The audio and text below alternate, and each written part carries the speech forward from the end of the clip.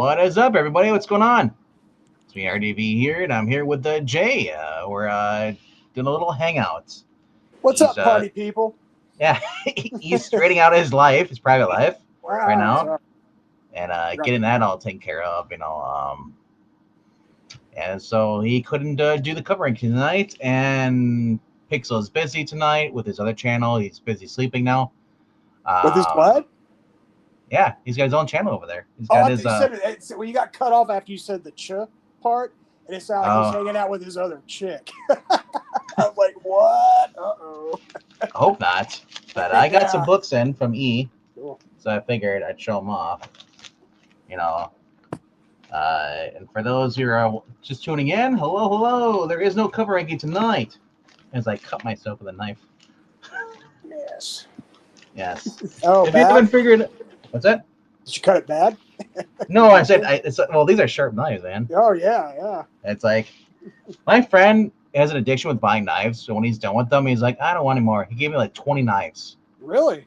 Yeah, I was like, dude, I'll take them. Shoot, yeah. If I have to, I'll sell them like $10 a piece.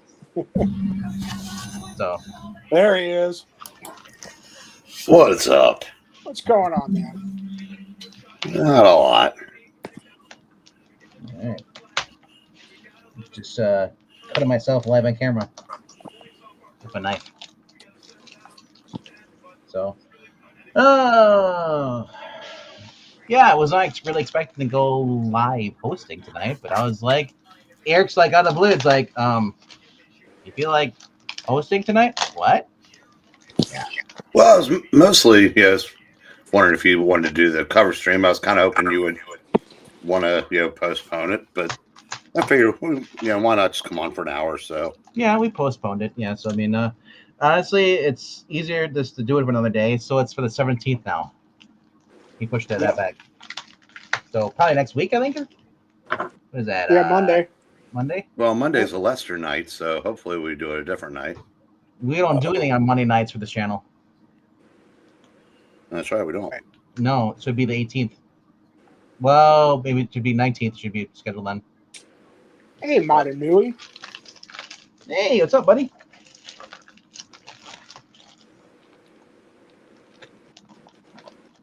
We should probably invest in scissors. But this is more fun. This is how people lose limbs. See it here, where Raglan stabs himself live on camera. He puts like 1,000 pounds of the tape on here. Yeah, but I'm glad he does. And look, it's the inside bag. There's another bag. Oh yeah. He doesn't mess around on. He doesn't mess around on packaging. Put it in a damn box. So I can cut the box open. Like, I understand his one counts. It's great. I mean, some people. Well, the post office, you can't trust them. They might damage it and stuff. So I always appreciate the extra cushioning he gives those things. I mean, he only paid $11 for shipping. Yeah. Ain't that much. Like, I do the medium-sized boxes, the flat rates, because no matter what the weight in there is, it's still a flat rate. I can't charge you more. So, what's up, Henry Jeremick, Desert Rose? What's up, Henry? Joe's in here too? What's up? Yeah, you guys are aware, they're like, this isn't a cover ranking. See my spiel from like 3 minutes ago. Pretty much. Destroying this bag, man. Just can't open. So, told you, another bag. Yep. I bet there's like another one inside this one too. It's like a Russian dolls. Bane of my existence. So, Jay, what did you get from today? I know you got some older books. Shoot, man, no, I didn't get any older books today. I got 2 weeks worth or 3 weeks worth of nice. Back issues or current issues, but yeah. Oh, yeah, so got Hyde Street, Space Ghost 10 and 11, Transformers, Void Rivals, Ultimate Spider-Man, Absolute Superman. Oh, gosh. Can't think of them. More than that.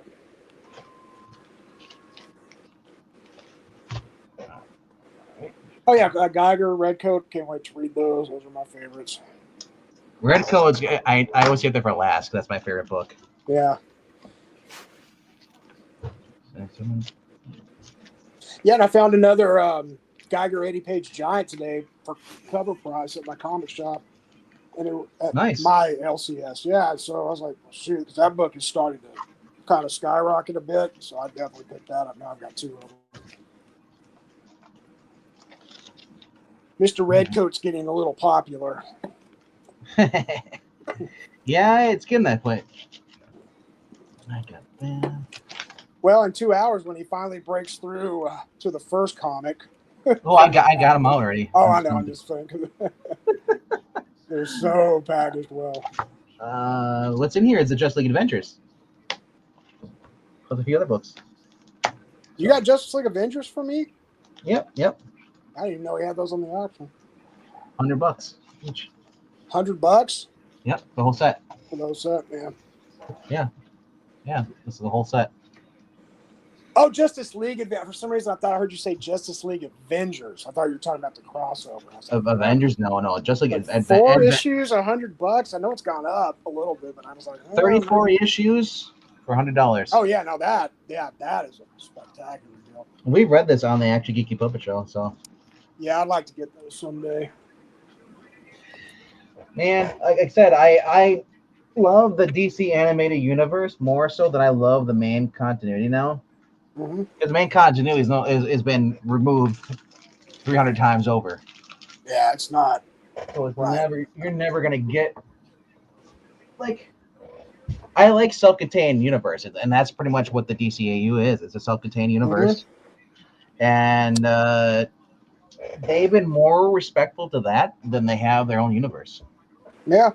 Well, that's Damn, how they were with Post-Crisis. I mean, they were very respectful of it for, 25 years? 20 years? Something like that. So, yeah. White Fang. Oh, Yep. from Jack London White Fang? I Yeah, did not this- know they made a comic adaptation of that. Yeah, That's Yeah, awesome. That is an awesome book, by the way. Got the comics. no ads. Yeah, so Nice. yeah, $5. Nobody wanted it. Wow. I saw it there. I was like, dude, I'll take it. And then I went for this the Barbara Kessel and Matt Haley. Elseworld's Finest. Oh, that's cool. So I figured, why not? Why not? Right? I mean, back when they drew women like women. Is that an alternate Supergirl or a Superman girl? Or is that Power Girl? Supergirl and Batgirl. Okay. Why don't you full screen yourself there so we can see them better? Oh, you want to see them better? Okay. Sure, why not? All right.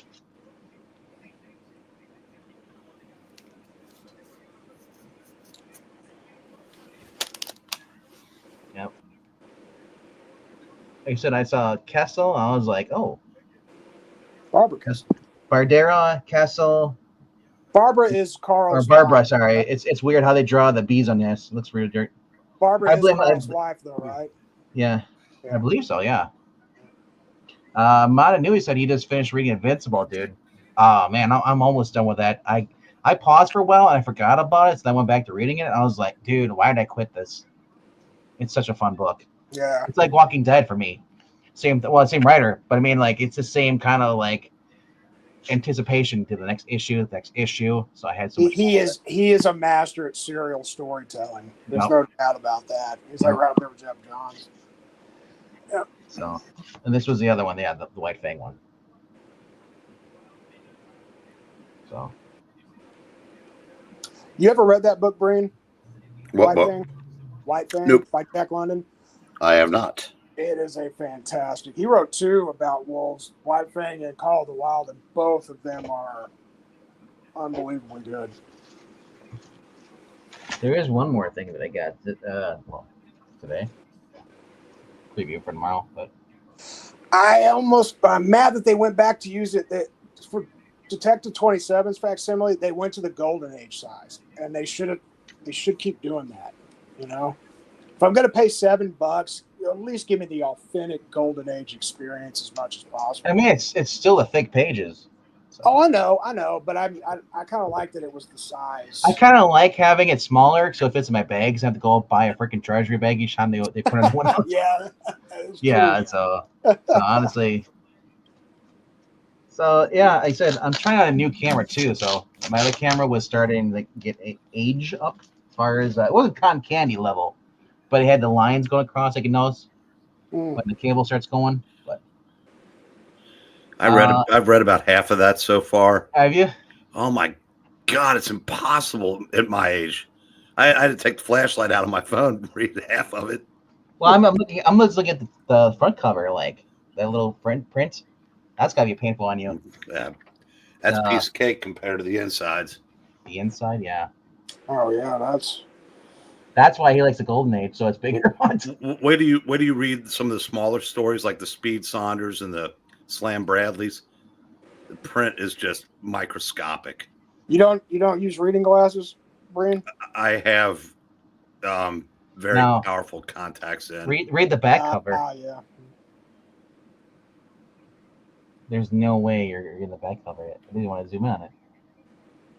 Popular revolver style, and I cannot read past that.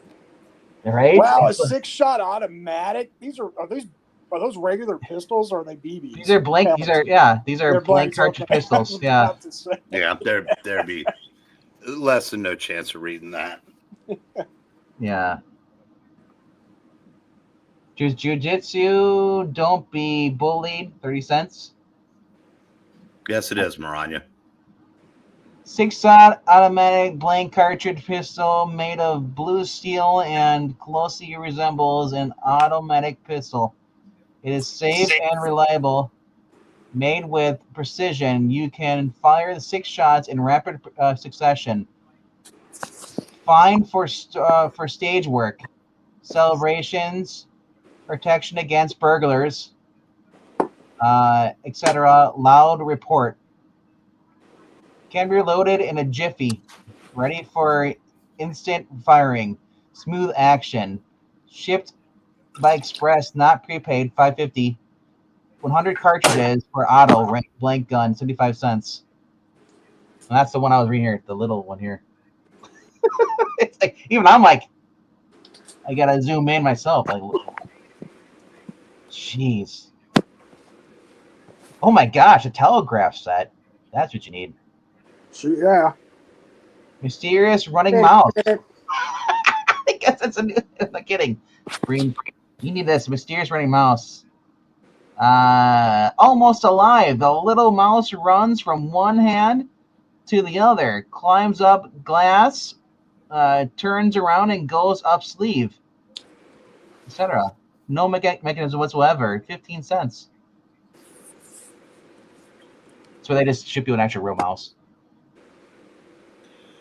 They used to do that though. They'd ship you like alligators and stuff like that back then. Oh, they get midget razors too. Yeah, some of my boys they've worked their way onto the last 4 in line. What? Carolina's on the last 4 in, at least this night. Oh, cool. Here's this thing. An electric telephone set. Completely electric, real serviceable phones. 59 cents pair complete.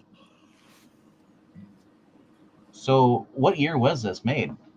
1939? 39. Yeah, I guess it would be 39. Can you imagine getting a phone for 59 cents? Wow.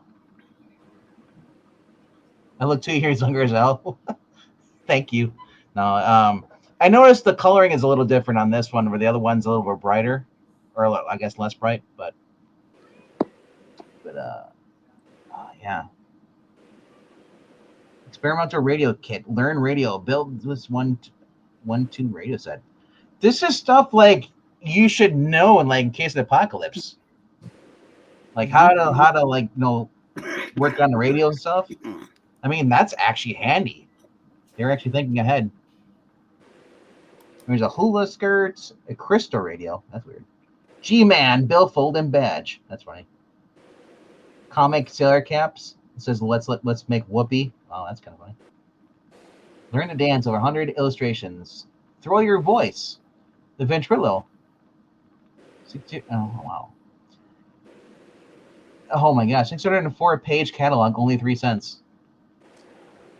Wow. Crystal Radio kits. That's the first I've ever heard of those. This radio, it's oh my gosh. This radio itself is possible to get reception with it alone within 25 miles of a station, up to 100 miles under good emotions or no, good conditions, right? Good emotions, yeah. All you need is an aerial and an earphone, completely assembled and wired with super sensitive crystal stand base, withstands, with cat whisker, etc. Crystal cup armed with cat's whisker. That's crazy. Reception guaranteed, 25 cents. I don't know. That sounds like a gamble. Using cat whiskers. Yo, Mortimer. What's up, Dalton? Hey, what's up, Dalton? Make Whoopi no thank you. Refuse to watch The View. I wasn't going for that Whoopi, but yeah, things that will definitely keep Dalton gay. A naked Whoopi Goldberg. Dude, live chameleon, watch it change color. A live pet. I love these ads in the back here. It's like, really? That seems like a lawsuit waiting to happen. I received my chameleon instead in the box. Wow. Oh yeah, remember the Toxing microphones? You hold them up, and they had them in the 80s too. As a kid, you could have them wherever you go on to. If the radio on, turn it on, and you could broadcast yourself through the. They were called Mr. Microphone. Yeah. And the commercial was the guys driving by. Go, hey, good looking. We'll be back to pick you up later. Yeah. So they had their own one back in the late 30s called the World Mic for 25 cents. Then they had a deluxe mic, which looks more like the ones you'd see at the radio stations. They have like the big giant circle ones. It has little dials on it. Wow. That one's $1. The complete camera outfit and everything. That's crazy. The flash bulbs, printing paper, and all that stuff. Marriage license, 10 cents. There you go. Yeah. Oh, just the things they had back then, you wouldn't, we take for granted, but because we have all this Wi-Fi stuff now, but like back in the day. Build wireless control boats and planes for 25 cents. That's cool. The winner's trophy for den, bedroom, etc. That's funny. $1.49. Bicycle ornaments. That's crazy. You can have a witch cat, a devil with fork, a comic monkey, and a devil judge or jester or something. Yeah. Huh. And they also have foreign license plates you can buy. I think you see in the bottom right corner. Zooms in. It's not going to zoom in. I know it. Get too close and it's like, camera. Zoom. Yeah. There we go. That's funny. Speedy Steamboat, Big Entertainer, all the little things you could buy. Like, dude, who's gonna buy a chameleon? That's weird. You ever gotten tempted just to send off to some of these old ads, even like the ones from the 70s, just to see what would happen? I mean, they would just return. You probably waste a stamp. Yeah. But yeah, ain't that bad though. Let's go on the chat. Oh, they're just yelling. I'll just say it hi. They can't hear us. They're yelling. They're saying, Lucian, Brain, Boyd. That is a Darwin Cook Jonah Hex as my avatar. Okay, that's you. Okay. Yeah, it's on my YouTube. Yeah, I wouldn't. Dalton. I wouldn't wish whoopee on anybody, unless it's a good whoopee and not the person. But Yeah, Whoopi. Real. There was a time where she was entertaining to watch, you mean pleasant Ghost to watch. and Ghost Yeah, it was the early '90s. It was the '90s. before she decided to become full on communist. That the first time I remember seeing it, she was with Ashley Judd at a big abortion rally in New York, and they were both acting like psychos. And that Ashley was the Judd. first time I noticed that. Yeah, Is this was that like Ashley? back in 2000. Is she the actress from Double Jeopardy? Yes, super hot. All And the then jokes. just kind of like faded in the limelight. Yeah. Yeah, she kind of did, didn't she? Well, She that got was real like, hot in the '90s, and yeah, like faded out after 2005. well, that was after that other Double one. Jeopardy. Don't you remember? That was Tom Brady's ex-wife.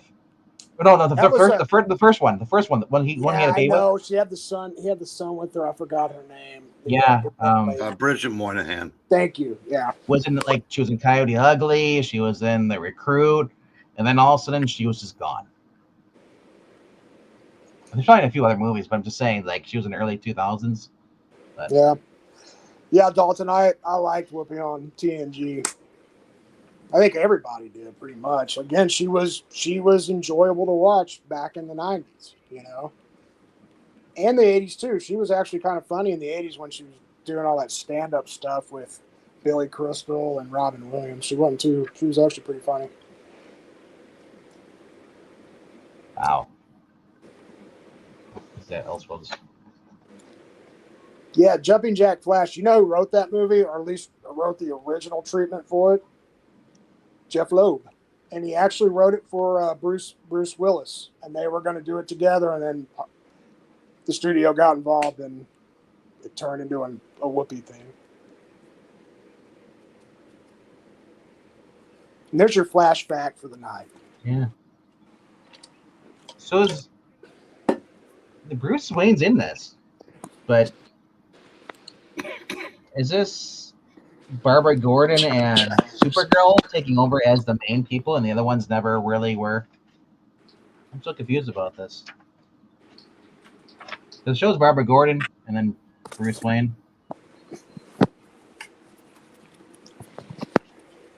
But, and then the Justice League. Look at that. What the heck? It looks so weird. Ambush bugs on the Justice League? Oh, shoot, yeah. Yeah. What is Green that again? Lantern- Show the cover of that again. This is this trade here. Oh, the Elseworlds fine, yeah. Yeah, the trade. I think Batgirl. should be in the jail. Patrick Gossett, trust no one, at least, and Supergirl is a protege of Metropolis, Magnet, Lex Luthor, and JLA member. Yeah. Yeah. So you have Captain Marvel's in the black. He's a black Captain Marvel. You have Flash, Hawkwoman, Barda, Revenant, Vectron, Green Lantern, Dr. Midnight, Ambush Bug, Wonder Woman, and Interceptor. It's a weird cast. See, Shazam. Well, is Ambush Bug human? Yeah. It's a costume? Ah. It's like a helmet face. Yeah. That's cool. Yeah. Yeah. And then, yeah, it's just a. Well, here's this one you've always seen all the time. I've seen this. Like that shot. On the left. I've seen that a couple times. Like Google stuff. Yeah, more shots of Ambush Bug. Yeah. This might be the less annoying one.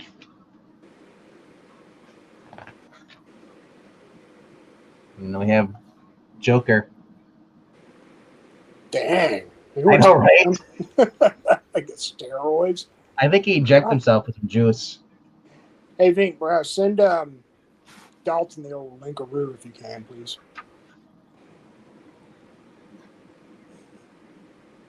Yeah. So here's Barbara taking her dress off, underwear, going in, and then getting the suit on. It's pretty cool. So, I mean, kind of looks like Dynamite. It's Kind of does, doesn't it? Yeah. yeah, those that I saw, I was like, dang, right? Yeah. Actually looks pretty good for this.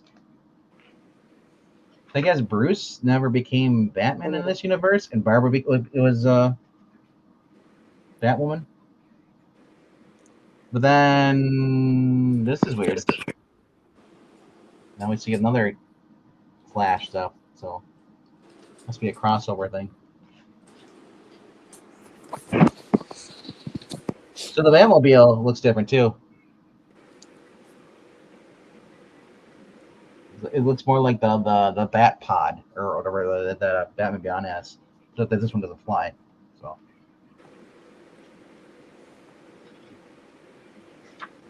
yeah, I guess this is like.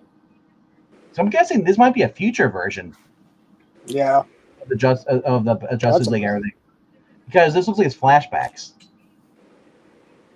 Yeah. And they call it the Justice Society, and I call it the Justice League. But here's Kal-El. What the heck? Did they grow him? I don't know. Like I said, it looks Well, I just Lex Luthor betrayed her. She was his pro. Yeah. I love the art style, just the kind of what DC had in the early mid 2000s. Love that late 90s. All this stuff. No, he's busy with personal affairs tonight, Dark Admiral. That's why he's not here. So.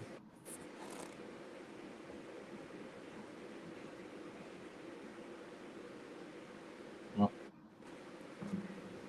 Yeah, crazy stuff, man. Looks pretty cool though. And then we get this, yeah. Joker, get ready to kiss her. Yeah,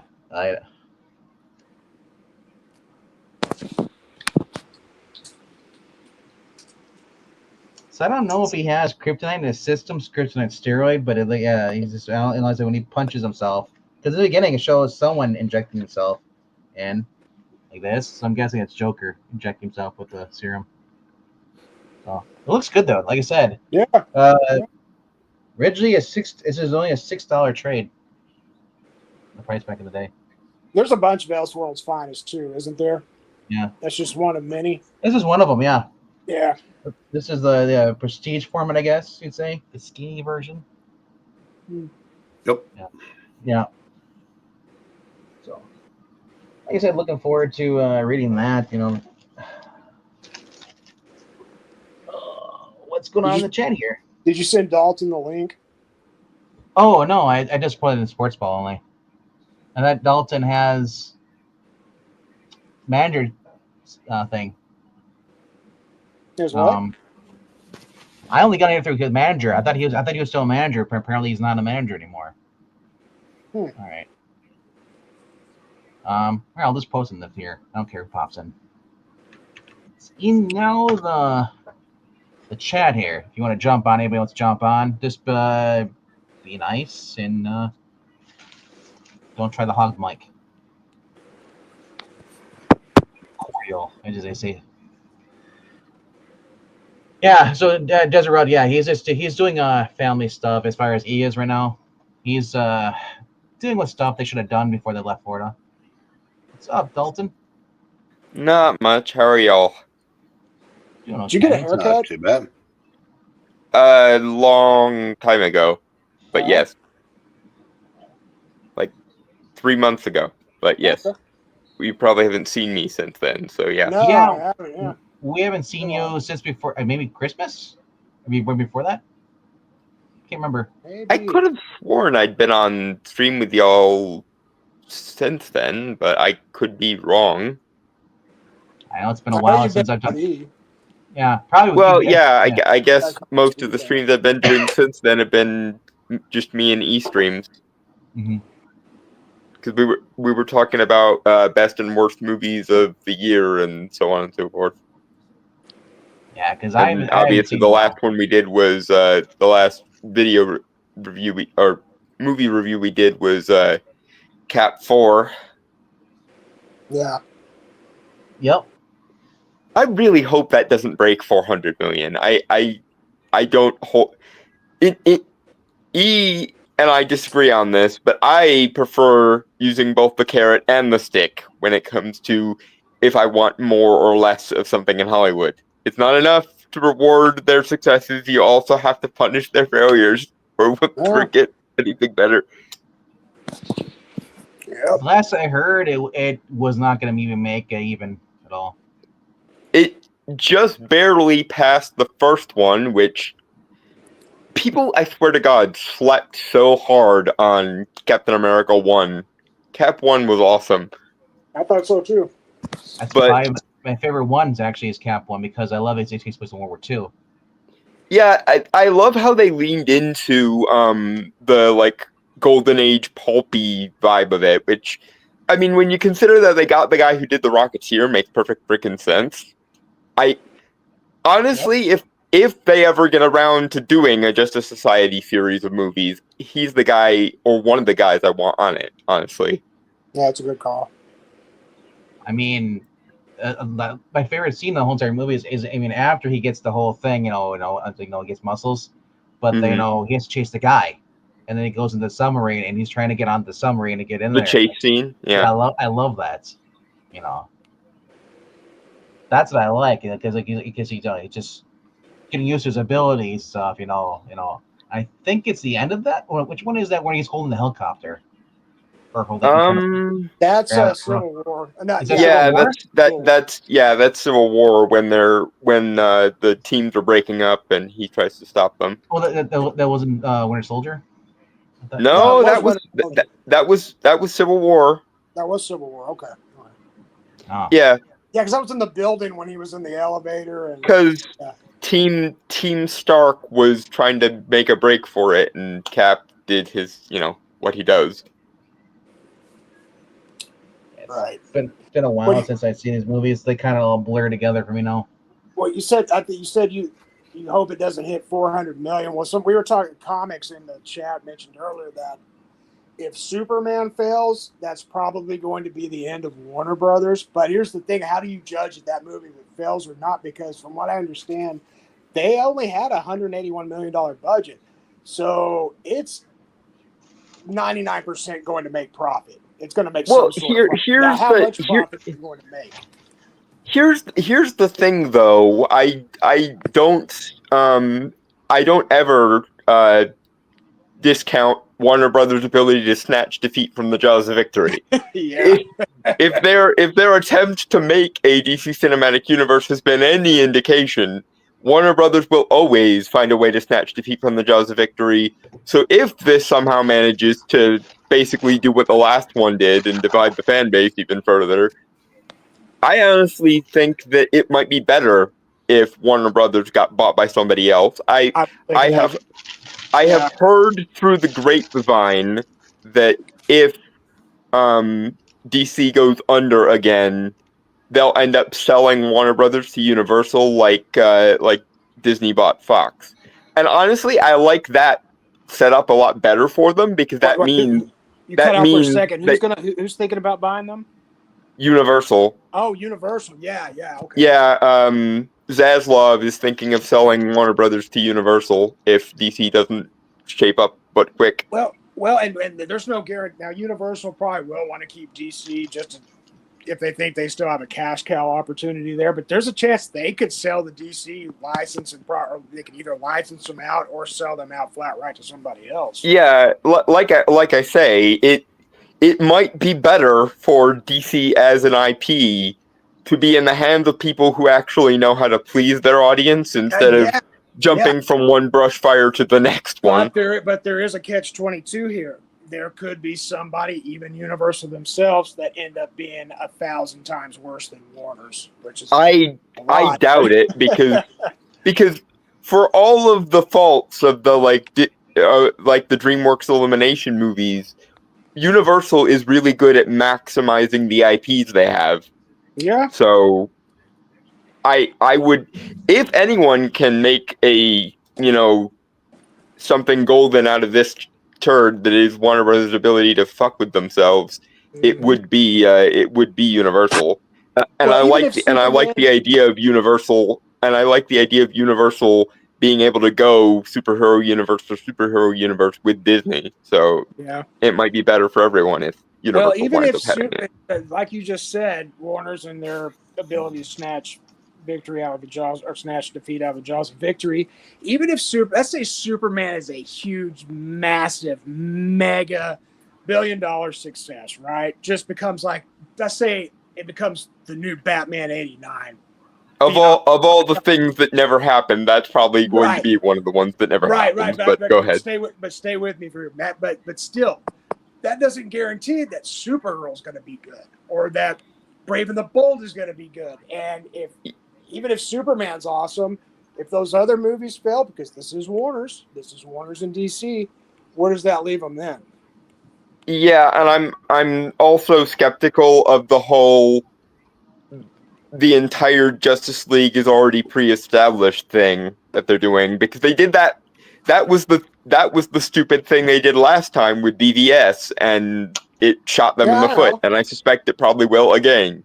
Well, the thing is on that, yeah, and I'm no Zack Snyder fan, but this is a Warner's thing again. You bring in a Christopher Nolan, and he did a fantastic job with that Batman trilogy, but he and Bell were very stuck-up-ish. Or maybe that's a bad choice. Were very protective, and they wanted their Batman to be separate because they originally went to them and wanted to build the entire. And Matt Reeves is doing the same thing with his Batman, and I'm just like, guys, I'm sorry, you can't do that. You got to have it unified. In my guys, like Matt, I loved your Batman. It was really good and everything, and that's exactly why it should be the Batman for the DC universe. Yeah.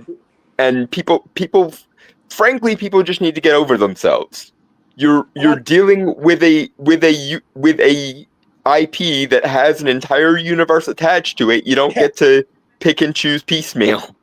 Yeah, and that version of Batman is a perfect contrast to Corn Sweat's Superman, the whole light and dark thing, which Batman and Superman. Yeah, and Pattinson is young enough that he can still do a decade's worth of movies and not really bat an eye about it. And him being a young Batman right at the start of his career also works really well if you're trying to build a universe from the ground up. Right. But instead, for some reason,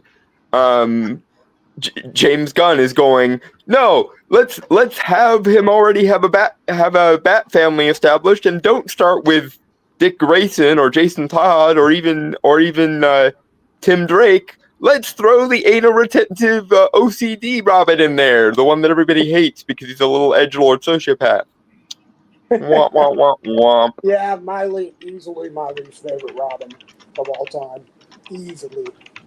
I don't hate Damian. I just think that if you're gonna start with a Robin, which I'm hot and cold on as a concept to begin with, start with Dick Grayson and go, and hell, if you want this to be an expanded, established universe so bad, let's have Batman go from the I work alone character to the I work with my Bat family character, and let's introduce each of them in their own turn, so that we can have a longer running universe. See, that's what they should have done. They should have started it out with the first movie with Robin already there. And they could have done origins and flashbacks, quick ones, and then later bring in Jason in future movies and maybe Tim. Probably. Yeah, it wouldn't be hard, and that's what makes me so angry with DC sometimes. It's that not only do they do the dumbest thing they possibly could, but they basically overlook every single organic own goal that they just could be handed on a silver platter. They own a gold mine of IPs, but it goes back to that Hollywood arrogance that they don't know how to use them. Comic books, right? It's like, well, why don't you bring in some of these comic book people that can help you make the transition into, or help you transition these characters into the big screen. But no, And- they let down on them. And frankly, they should have stuck it with they should have stuck with the soft reboot of things like Wonder Woman and Black Adam and Shazam rather than doing a full reboot, because as it turns out, it's not even an entirely full reboot, because stuff that James Gunn did for DC gets to stay. Which leads us to Viola Davis is for some reason still Amanda Waller, and I don't freaking understand why, considering she never even put on weight for the role. And yes, for Amanda Waller, the wall, it is a crucial part of her character that she should put on weight to be Well, complete if that's the axe case, handle. they need to hire that girl who got refused by Lyft. Lizzo? No, Lizzo's skinny, man. When's the last you seen That's Lizzo? right. I'm talking about that rat or singer she's trying to wannabe. sue. Yeah. She's trying to sue that Lyft because the guy said, "No, you're gonna pop my tires if you get in the car." Not quite. What should happen is basically what the Ben Affleck Daredevil did with the Kingpin. He looks fat because he's so built that it ends up, having kind of the power lifter physique. That's what Amanda Waller should be, because she's a soldier who has risen through the ranks of, covert intelligence to the point that she has the keys to every kingdom that the government has. You ever get an itch? You can't reach it. It's like great. It's all the time. I can't. Yep. Yeah. That's why they're always where you can't reach them, because the other parts of your skin don't need to be touched quite as often. So I'm just like, come on. I have a back scratcher in here somewhere. That's where it is, though. I'm like, I should probably find that. Mr. Breen, what is going on with you today? And hello to MKF30 who has joined. Yeah, I was just laying back on the couch because my back is spasming. Oh no, that sucks. I hate that feeling. Yeah, well, I said it's better than laying in an uncomfortable hospital bed. So I was gonna say, is you feel like you're getting better or worse as the days go on? It seems because you had that scare, and all of a sudden, you see you have shortness of breath the other night, or you're just feeling kind of woozy. No, it's no energy. Like I said, I think when I have that appointment, they're going to tell me there's something wrong with the circulation, or I've had I'm sure there's a fancier name for it, but it's tired blood. Yeah, it has to be something like that. Fatigue. Yeah, like an artery that's not clogged, but in the process that could be. Yeah, so I said I'm just gonna probably need to get those stents. Well, no, I said I won't know anything until the 27th. Oh, that's right. Just don't wear yourself out too much, Breen, because you do not have my permission to die yet, and I think that goes for everybody here. You cannot go until we give you permission to go, goddamn you. What are you talking about? Black Cat's been trying to get rid of him. Yes, but evil Black Cat lives up to his name more often than is reasonable or necessary. But point being, you do not yet have my permission to die, and I will break out the necromancy if I have to. Don't worry, Dalton. Zombie Breen. I don't know about that. The Reds and Red Sox are better this year, so I got a lot of baseball to watch. So I'm not going anywhere. I mean, honestly, if Evil Black Cat was actually rolling up his name, he'd be saying, Breen, keep living. There's so much to live for. Like the Reds. Speaking of things to live for, there's going to be a new Dr. Fate omnibus in like a month and a half, and I'm excited. Oh, really? Nice. Yeah. What era are they doing? Oh, the Jared Stevens. Hopefully. Just they're doing the J.M. DeMatteis run, the one that has the Strausses as the vessel. Need the Kid Fate one. That was the one that started about a year after Crisis. Yeah. The first one after Kent and Enzo left. Although I don't know.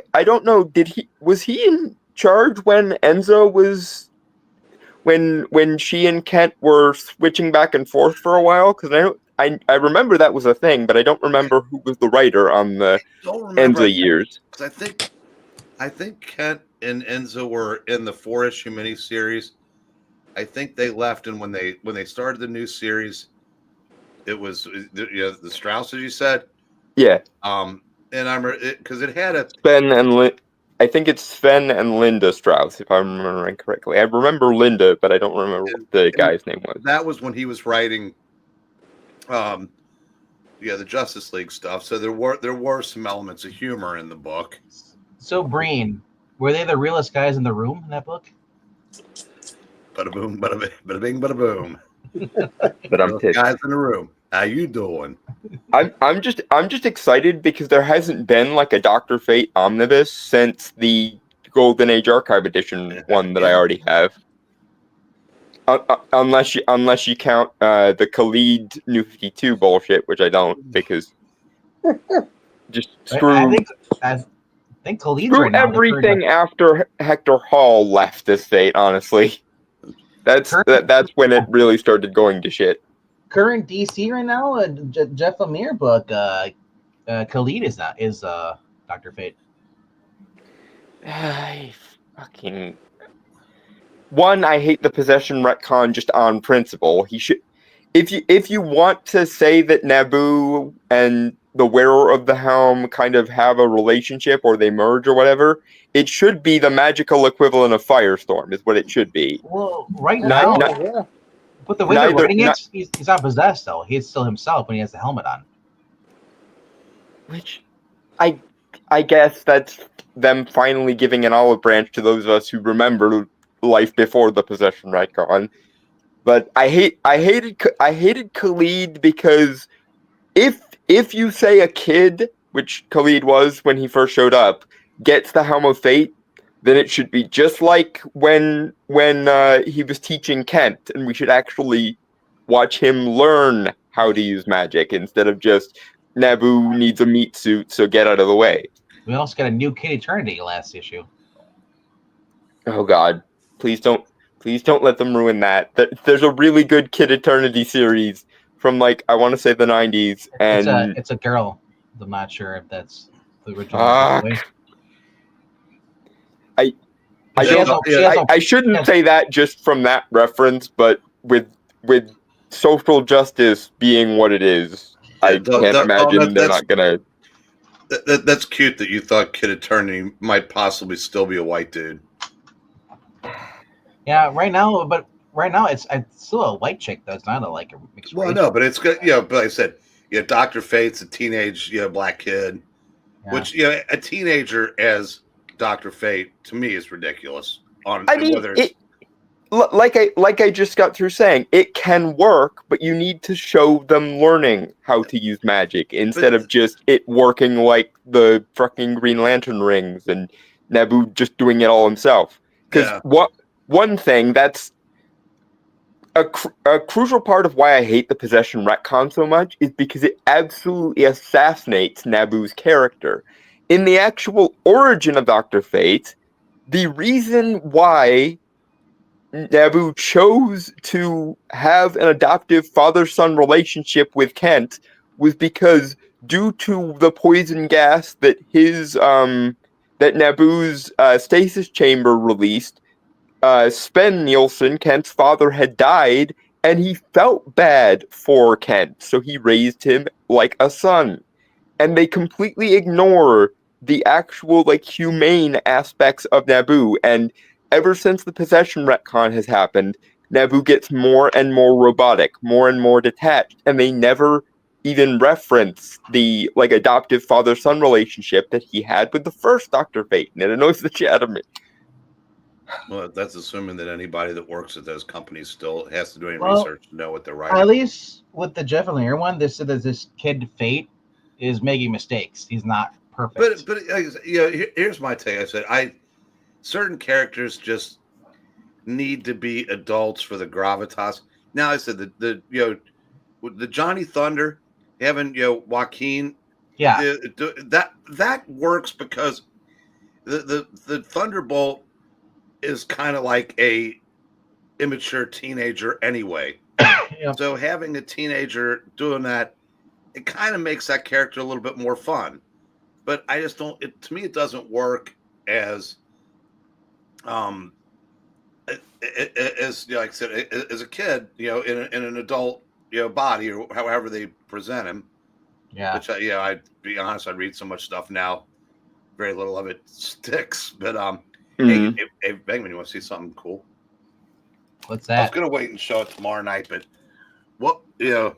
this is one of those you can't make this bleep up. But yeah, if you remember what was a big part of last night's cover rankings, something that happened, that made E's night. Yep. Wow. Found it today. Oh, First appearance of the symbiote. Yeah. Early 12, it was it 13, 14 hours after. Leon dropped $100 for it. Yeah, I said I got this for 48. Wow. that's awesome. That's cool. So you And guys, I've been looking for that for years. so you're selling it for 100? No, but yeah, that I mean, $50 profit. yeah, if I had a brain in my head, I would. But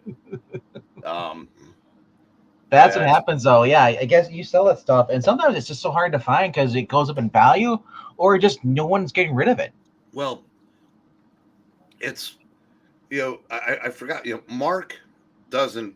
He's not a slave to CGC like a lot of dealers are. Yeah, And that wasn't in the kind of condition. It looks fine, but if you look closely, it's got spine ticks, and it's the kind that takes it down from a $200 some book to 60. Yep. I believe so, Henry.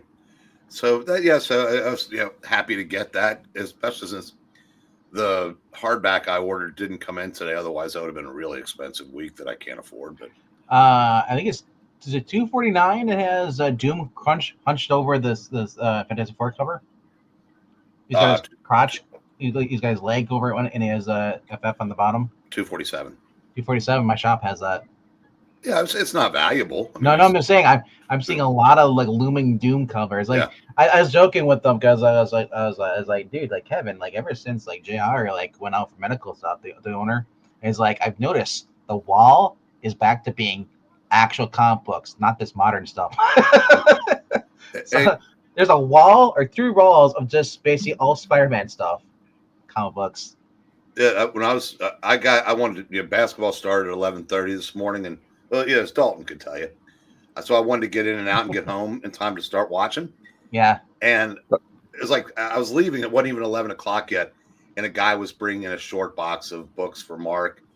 It had slabs on the top, so they're getting some stuff in finally. So I said that Spider-Man wasn't there last week. I wonder if people are just getting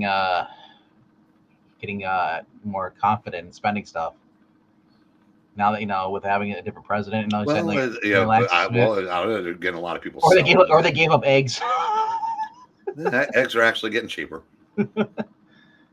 They've deflated by I think 11 cents by the national average now. I think I get the 18 count. It's usually I get. But I can tell you where it's not cheaper. I went to Bob Evans Sunday and got a 3-egg omelet. Oof. A lot more expensive than it was last time I got the same. Well, meal. that was your mistake. You went to a restaurant to eat eggs. So Never go to a restaurant to eat eggs. They always overcharge for what you could reasonably do at home. $30. Yeah, but I couldn't see. My problem is I only have one working burner on my stove, and when I make eggs, it's like a 50-50 proposition. If I'm not scrambling them, I've got about a 50-50 shot that they're going to be edible when I'm done. Microwave. Yeah, I don't have that problem because scrambled is my favorite way to eat eggs generally. I don't mind that, but I like the over easy one. Yeah, when you poke it and it runs. I can see Breen with his cigarette lighter in the pan. Come on. Well, I do have to light it. Put it on the spoon. Like heating up the spoon. Look at the eggs scrambled eggs. What am I, Breaking Bad? You should buy a couple of hot plates. It would at least get you more burger. Yeah, but every once in a while you just have to do that. Of course, like an idiot, I celebrated getting out of the hospital for a heart attack scare by going and getting a big obnoxious burger. That's great. Well, that's not tempting fate or anything. But you guys have the you do you, Green. Some people heard this. I think I was saying this on on the auction Saturday night. About 20 years ago, I was at a baseball card show, and I thought I was having a heart attack there. So I went through White Castle's drive-thru and got a bunch of double cheeseburgers and ate them on the way to my mom's to ask her to take me to the hospital. So in other words, you're like, well, if this is going to be my last meal, I'm going out properly. No, I went to White Castle, but yes, you're on the right. You're on the right track. To this day, I'll get White Castle about once a month to remind myself why I only get White Castle once a month. It tastes great, but oh my god, the aftertaste is just. That's what I want. I want a burger. It says it's called the Arctic Clogger. Oh, I'm sure there are. There are places where you probably or I'd like the Widowmaker with fries. Yeah, this is actually America. Just so we all remember, there are still places that have the like giant ass portion that if you can eat the whole thing, it's free kind of challenge. The place I went to get that burger, at least I was healthy enough to get blue cheese instead of that's where Aaron and I went when he came down to pick up those books, and they had one of those things on the wall. And he actually thought about it for a minute. It was one of those like actual size on the poster and things. I can totally see.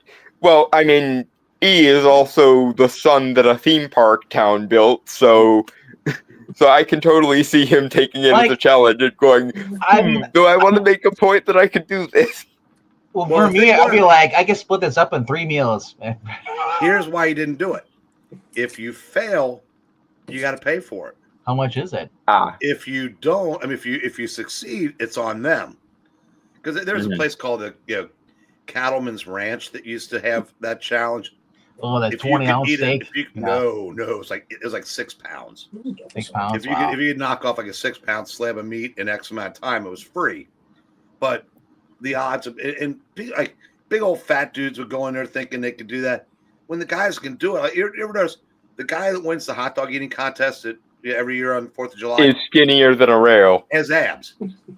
Because it truly is something you have to train for. All the fat slobs, they get knocked out almost immediately. Wasn't that Debbie Chase? He's eating the call balls, and the bull balls. High metabolisms help though a lot too when it comes to eating a lot of food. There was a dude called Kobayashi that won about 6 years in a row. Then Joey Chestnut won about 12 in a row. But yeah, and these guys were, like I said, they were in shape. Yeah. But Mariah's trying to help you out. Like, look, there's all these microwavable things. You can guy. It's like there's I said, but I always thought, I don't care how good a shape you're in. If you eat 65 hot dogs or something like that in 10 minutes, you're pretty effed for the day. I mean, that's gonna have to be the last meal in about a week or so. Yeah, you know those guys. As soon as they get out, it's like as soon as they start walking around, they're gonna have to go to the bathroom right away. It's like it's like you can't celebrate the 4th of July because you're probably walking around the rest of the day throwing up. Yeah, well, that's the other thing. A lot of them will like lay off food for a week before they do that, so that they actually are hungry enough to. But that doesn't work though, because that shrinks your stomach. They tell you have to eat lightly to keep everything going before you do that, because that's a common misnomer. Yeah, you have to eat a lot of stuff that like essentially is empty calories, like marshmallows and stuff. So that I would imagine. I was gonna say Eric's Boyd is saying, "Too bad England can't handle onions. Caramelized onions at a burger is like pick it up a notch." I said I love having like crispy onions and all that stuff on burgers. Okay, crispy onions. Yes, anything caramel on a burger, I'm gonna take a pass, because I like to keep keep the sweet separate from the rest. That's why I won't not eat a pizza if it has pineapple on it, but I'd rather have like French has had those dried onions, like the breaded onions. I like adding those to burgers and stuff. I just eat those out of the can like they're freaking onion rings, because I love those fried onions. So I've done that before too, but it gets so rich right away. It's like I can't eat it. I don't actually like burgers like at all, but I can eat anything chicken based with the best of them. Like I'm the kind of guy who wonders if I should get more than 20 nuggets at McDonald's every time I go to McDonald's. Tell me if I'm right about this, Dalton. You look like the kind of guy that would snack on olives. I do that. I've never actually had olives to the best of my recollection. You serious? What kind of olives? Black olives or Spanish olives? Yeah. All of them. I think green. They're only green and black. I've never seen the other ones. There's garlic olives from Trader Joe's. I've got a jar in the fridge. I can snack on those. That wasn't a knock. It's Anything with garlic is an easy sell for me too, because like that's like the main seasoning in my household is garlic on pretty much anything that's savory or. So you just keep Angleton away by having garlic everywhere. It's the sign of a sophisticated palate, isn't that correct, Jay? Yeah, indeed. Indeed. Indubitably. It's onions that keep Eglinton away. He's basically a Japanese oni. He's allergic to garlic too. Yeah. Apparently, he picks up a new allergy every couple of years, whether he wants one or not. And I know, right? Garlic. Well, soon enough he'll be like Robot from Invincible. He'll be allergic to air, and we'll have to stick it in the tank. Ronnie says there's one big box store sold this jar of marinated mushrooms that she literally eat the whole thing in 2 days. Mushrooms in a jar and stuff. I put those on burgers, or I put them in stroganoff stuff. Yeah. Tied up with 12 seconds ago, Jay. Uh-oh. If I get a large pizza, 12 slices. I can easily eat 6 to 8 slices. It's Kansas versus Central Florida. No, Kansas. I thought you said the UNC game was on. No, that was earlier today. Oh, okay. Yeah. They pounded Notre Dame, but that means nothing. Even if they win tomorrow, they pretty much have to beat Duke, which they can't do. Eric Boy says, I didn't know garlic affected Angleton, yet he can handle donkeys, so Yeah. there's a difference, Well, let's be fair. Let's be fair to him. He says F the donkey, so he's not the one taking; he is the one giving. In that case, I don't judge either way. Just don't tell me about it. Hey, Eric, I was curious. You ever have one of those TVs? I don't know if all you guys remember. They seem to have disappeared, but I think it was like 10 or 15 years ago. Similar to Back to the Future 2, where they had these televisions where you kind of have like a split screen and watch 3 or 4 games simultaneously. Oh, yeah. Yeah, picture and picture and picture and picture. But Yeah. I said what I've got. I think there might be a way to watch 2 at a time, but that's I don't know how your to do that smartphone on and this. your TV.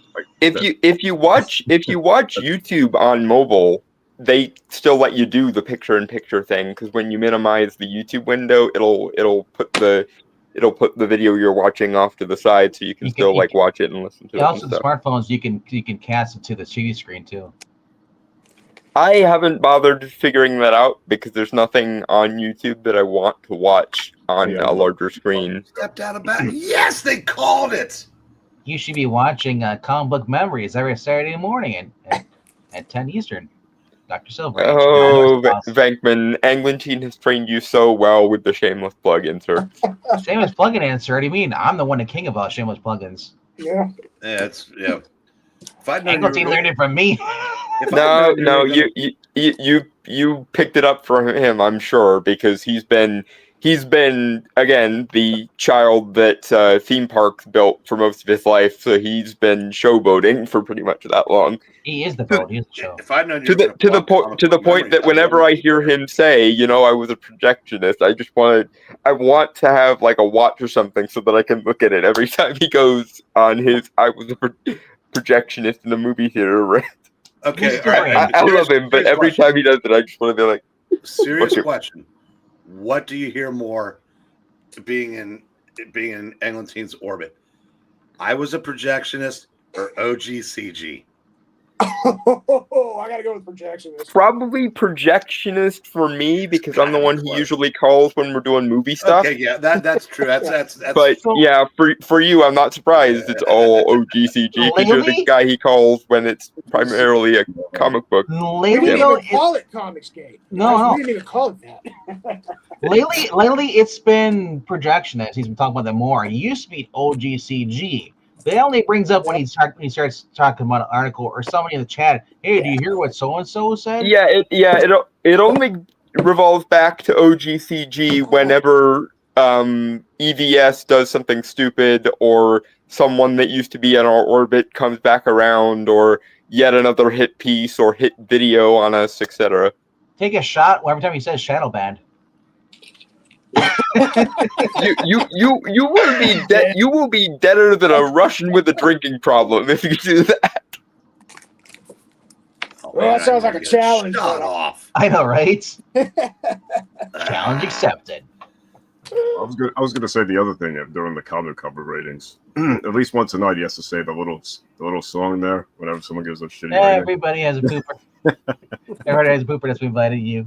Yeah, I think he started that was a Like, pixel. what my thing is, like, I noticed that when we started doing the cover, he's like, "Whoa, what do you say?" Or what says you? That's what he says. What says you? It's like, Oh, yeah. what? Yeah, He must have started that more recently because I don't recall him ever doing that to me. The only song that I remember him occasionally lapsing into is "Goodbye to Yellow Brick Road." Yeah. By the way, Dalton, how old are you? I will be 30 this July. Yeah, he's probably 29 right Jesus, now. jumping Joe's. Even Dom. Yeah. My sobriety is 3 years older than Dalton. So I do find it ironic that most of my closest friends are at least twice my age. But then again, everyone in my family always said I was born at the age of 50. I just didn't realize it. well, we realized it right away. Yeah, like there is video from like Christmas mornings when I was like 7 or so, and going on these lengthy soliloquies and so forth. And this was, Breen will recognize this because I think I've told you this story. This was during my theoretical physics phase, where for most of the Christmases of those years, I got like college level textbooks for Christmas. By the way, And, have you sued young Sheldon yet for plagiarizing? Well, Dalton, the doctor pulled Dalton out by his beard at birth. So there's funny story about that, actually. My cousin is the one who got me to watch Big Bang Theory, and he got me to watch it because he kept calling me Sheldon. Do you still talk to that cousin? No, but that's probably because he isn't around this area anymore. I think he might have gone back to Costa Rica, where he spent most of his teen years in like Costa Rica because of his dad moving there. Well, that's nice that you can forgive somebody that got you to watch Big Bang Theory. No, and this says something about me. I didn't take it as an insult. No, but I'd say it was just in the first 2 seasons, I thought they were onto something. Then they all became exaggerated caricatures. Yeah. The first kind of 3, redundant, but the first 3 seasons, where as often as not, they also made fun of Penny for being a stupid normie. That was when Big Bang Theory was good. After about season 5 was when it was like, oh, so there's not even going to be any more even-handedness or clever writing, is there? No. There's just going to be mocking them. you could see the jokes coming the night before. Yeah. But Yeah, they're there, not touching him whatsoever. It's a germphobe.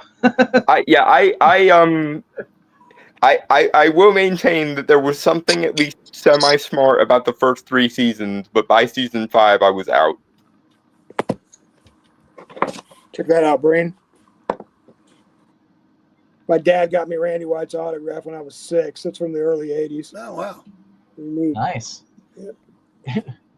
Is it out of like a natural box? Yeah, he was at Denny's. So that's like the back of a Denny's receipt or something. That's all. hey, did you see what? Hank, did you see what his real first name is? Ooh, Yeah, you see it on there? Adam. Well, yeah, I've known that. Yeah. Yeah. That's me. He's posted his address before, so it's kind of like he knocks himself. What, to you guys? Yeah. Yeah, To you have in the best of chat. Also, I know it's like he's like you guys, yeah, I don't care. The best way to avoid doxing is just to do it yourself and come out with your real name. They can't hurt you if you don't have much to lose. But Jay is my real name. Jay is my legal middle name. And my mother's maiden name. So AJ. very much, yeah. And Lucius and Lucian are the same family, even though they're technically two different words. They're the same family name. I just figured you liked Underworld. Actually, I don't. But why would you say that? Because the one werewolf guy, his name's Lucian. Oh, yeah. It was also. It's just because it was a more common name in the early modern and Renaissance periods. Michael Sheen. But Lucius was first. Lucian spun off of Lucius. Or Lucius, yeah. Whenever someone says Lucius, I'm like, you're trying to say ludicrous? That's cool. I've heard Luscious my whole life. No. Oh, Luscious. I think I've heard Luscious more than Hey Adam, where's Eve? You wish you were still hearing that. Yeah, you might have a Most point people, there. for whatever reason, usually mispronounce my last name, and I don't understand why. A lot of people read it as Mortimer the first time they see it, and I don't understand it at all. I mean, Because they haven't seen Trading Places. No Admiral one's heard Harris that says, name in decades. says that I've been told that I age into my personality.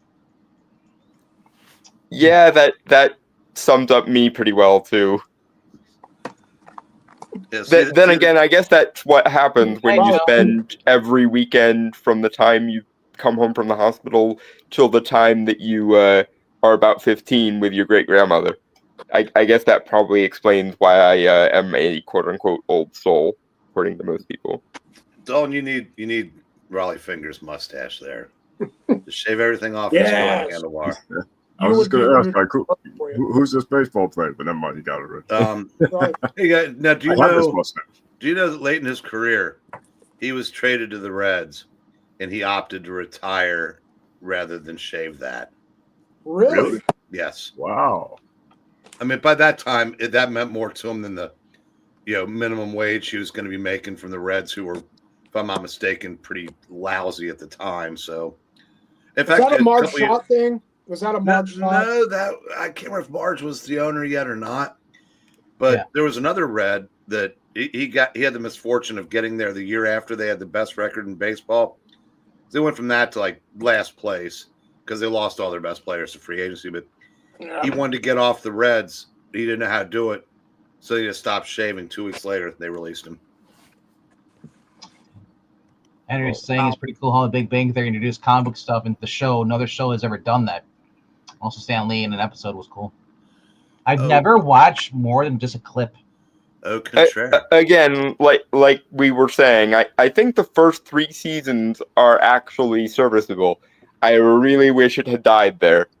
Well, that's why a lot of those shows I've never really watched more than a clip that's on YouTube. I mean, I think the only show that I've actually sat down and watched, if anything, the comedy might have been Friends for like a couple episodes. But other than that, I lost interest. I hate Friends so much. I watch Mr. Bean more than anything else. Well, Yeah, this I'm would not a be big fan of Friends either. The problem with Big Bang Theory, though, that in Big Bang Theory world, only DC Comics existed, Yeah, which was it odd mentioned Marvel. considering Stan Lee was on. But I know. Well, Stan Lee, though, was no, on they Big Bang mentioned mentioned characters from Marvel. They just didn't ever mention the company that it was with. they The were- show was I'm filmed sure- at Warner Bros. Yeah, it's Phil Warner Brothers, obviously, but Yeah. there's an The episode. inevitable shilling. There's an episode of this show called The Naked City, and there's a guy. Naked City. There's a guy that goes up to a newsstand, and AF-15 and Journey into Mystery 83 are on the newsstand. Huh. We've mentioned that before on on this channel, but Dalton wants to be Daniel Day-Lewis character in Gangs of New York. That's what Eric Boyd says. I don't know about that. I'm not sure who I would be in terms of like actors and things, or who would best play me in like a movie or something. Mhm. I get chills just thinking about it. I mean, if I could pick any actor from any like time period and not just limited to the, living ones, it would be Vincent Price all day. But unfortunately, he has, like most of his movies, shuffled off the mortal coil, and Yep. thus he is no longer an option. What about Bill Hader doing Vincent Price playing you? You know who could do it? Maurice LaMarche. He does a pretty serviceable impression of Orson Welles, and both Orson Welles and Vincent Price were poster children for the transatlantic accent. So Yeah. if there was an animated movie based on my life, Maurice LaMarche could reasonably voice me. I wonder when the transatlantic accent like officially just faded into oblivion. Was it the late 60s, early 70s, you think? I know it started in the 50s. That's when it started its way out. It would have been the late 70s, because only those people who were defined by it kept it after that point. Right. Like the illustrious Vincent Price, who is one of my favorite people to ever have lived. Yeah. Very, very interesting man. And I said, the Bill Hader sketches on Saturday Night Live, the Vincent Price holiday parties, Yeah. were hysterical. That's where drunk James Mason comes from. Yeah, John Hamm does it, and he was spot on. Yep, those were good. I just put a piece of Nicorette in, Breen. Nicorette. You might want to try some. I can send you some if you want. I'm all right. I'm weaning myself off. This cold turkey's dangerous, man. It's I'm psychological. not doing cold turkey. I said I'm cutting back, and, till eventually I just won't be lighting up anymore. Okay. Which I suspect may come on the 27th, whether I wanted to or not. Yeah. But if that's the case, I want to be down far enough to where it'll just be annoying and not like. I mean, I wasn't like fiending for one when I was sitting in the hospital all day. That's good. Actually, that's really good. I just realized I was looking on who and I'm hearing all stuff. Do you remember in Justified? Do you remember Johnny Crowder? Yeah. The one that was in the wheelchair? Was Yeah. wearing the military stuff? That's pretty much me with this. I just noticed that. Did you know the guy played Dewey is Australian? He's Did not know that. He's in the show that my brother told me about yesterday called The In-Betweener. That some people consider to be better than Breaking Bad. Wow. So I said, all right, I'll give it a shot. And he's very Australian. But Dalton, did you know who Vincent Price's favorite leading lady was? I don't. Not off the top of my head, anyway. And he made like 5 movies with her. Bette Davis. They were very good friends. I honestly find it hard to believe that anyone could seriously be in the same room with Vincent Price and not come away liking the man. Bette Davis, she didn't like many people, so that's just something. It just goes to show how the caliber of our actors changed, because back then the people who were professional actors were people who had like Renaissance man style interests. Like Vincent Price is an excellent example. He was a world-class art collector and aficionado. He also was a chef on par with Wolfgang Puck, and yet he also was the face of like cheesy horror movies and so on. You know who else was? You're describing. Only scratch out cheesy horror and replace it with gangster. Edward G. Robinson. Oh, yep. He had the art collection. A lot of the movies he was in later in life, the art pieces you would see were from his collection. And I believe he was a chef as well. I'm not 100% sure about that.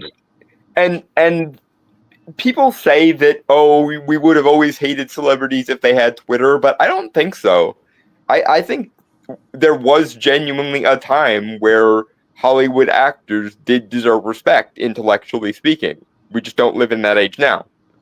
The age of actors having to have any skill other than acting has long since died, and now we have the dregs of humanity that's left.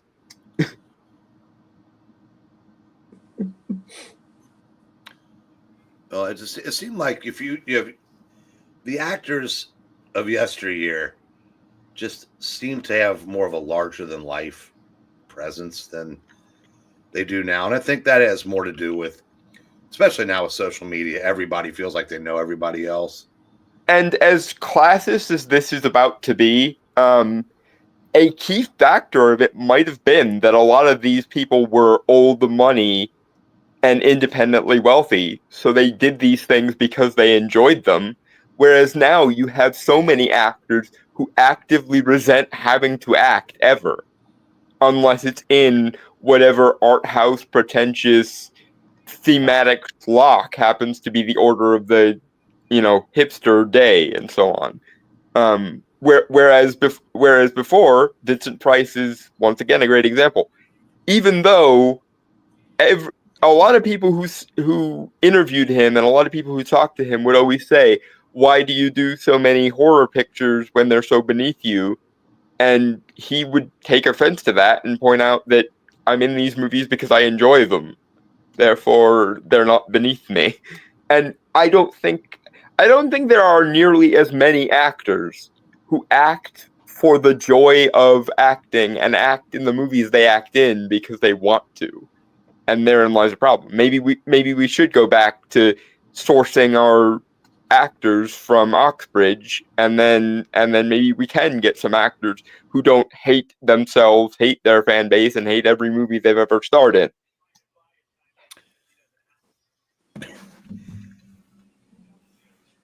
You're probably right.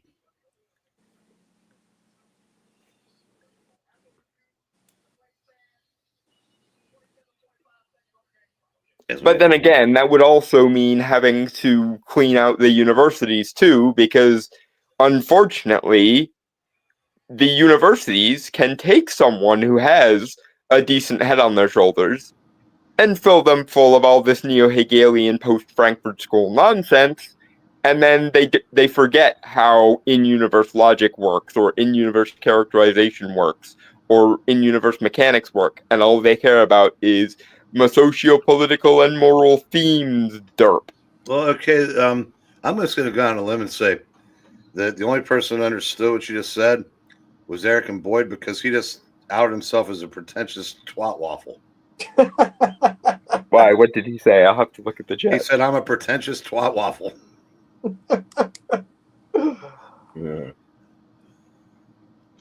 Yeah, I remember, obviously you all know who Donald Pleasance is, right? He actually enjoyed playing Dr. Loomis in the Halloween movies. And I've seen people over the years say, "Oh, why did he take such a role? It's a slasher or whatever." But he generally liked playing that role. So he kept playing him until he died. Yeah, he loved that. He loved the character, Well, another actor who remains thankful to be an actor is Anthony Hopkins. But there again, most of the examples we come up with are people who've been doing it for 60, 70 years now. And it's just the younger class of actor doesn't want to be an actor because they want to be an actor, doesn't be in movies because they want to be in movies.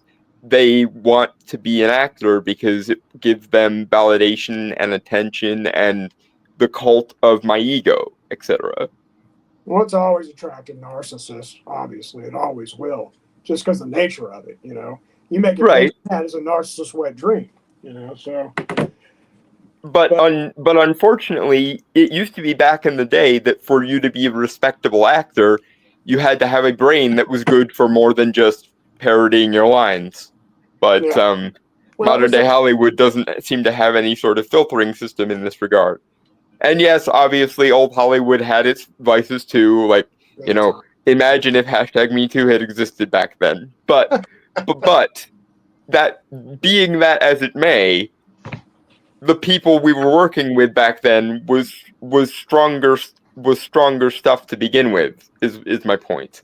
Yeah, I hear it. Well, that's just how people in the past in general used to be. They were, we'll say, they were a different breed. Back when meritocracy was an actual thing, and they didn't consider it some sort of harmful delusion. Derp. Right.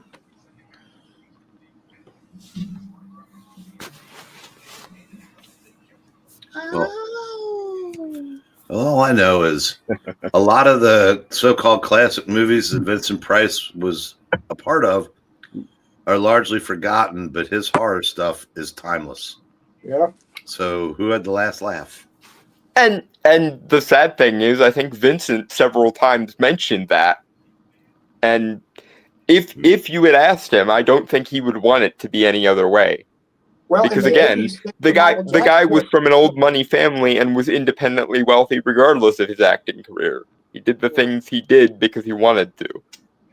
The only reason people my age, and even, Party V's age, because and Vincent Price had that, that second wind in the 80s thanks to the Thriller album, and he got real popular again in the mid 80s. Yeah. Well, it was also a era that was very horror centric, so no wonder the guy who gave an entire generation horror is coming back into vogue at the time. Yeah. Here's something I never thought I'd see. You guys know Stingray from Cobra Kai? Yeah. Yeah. He's now executive producer Is he really? with Major League Wrestling. Oh. MLW. So, Yeah. Dalton, have you ever seen the original House of Wax? Maybe once a while ago. Why? Because I'd say that's kind of the movie that probably gave Vincent Price the itch to do horror. It's very atmospheric. It's an early color movie. It's from '53. Yep. One of the Lois Lanes was in it. I always forget which one. I think it was Phyllis Coates. But it's a really, really good movie. I highly recommend it. I've got most of Vincent's movies on Blu-ray and DVD because, well, of course I would. I'll have to see if I've got that one stashed away somewhere. I have a lot of box sets of his stuff. They did a remake of it too years later with Paris Hilton, but wasn't that good compared to the Well, because Paris Hilton was involved. There's your kiss of death right there to begin with. But yeah, I think she gets killed in the movie anyway. I'm gonna say it's kind of like knowing what we know now about Amber Heard. Anything that involves her is also going to age rather poorly. She's still doing movies though. That's funny about that. She's still being hired. Which I can't believe there's a single human being alive who wants to be in a room with her that's not a psychological specialist who wants to poke her brain and figure out what went wrong. There's a lot of people who think they still believe her and the whole thing that did Johnny. The dyed in the wool third wave feminists who think that man bad, woman weak is a revolutionary attitude to take and not the default assumption of all humanity. If you can't fathom why they would do that, look what Nora being about a sex worker being like awards at the Oscars. Yeah. And you want to know something?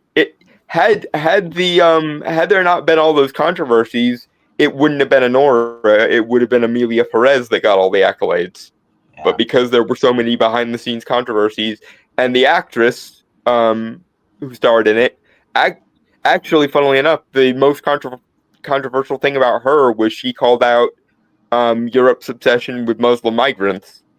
So, ironically, despite the fact that she alienated most of her Hollywood friends with that one, if it weren't for the fact that Amelia Perez was otherwise a shit movie, and the whole, trans controversial casting blah, we would have probably sided with her more. But you can't make conflicted, nuanced opinions in today's day and age. You're either like we're back in the wet ass,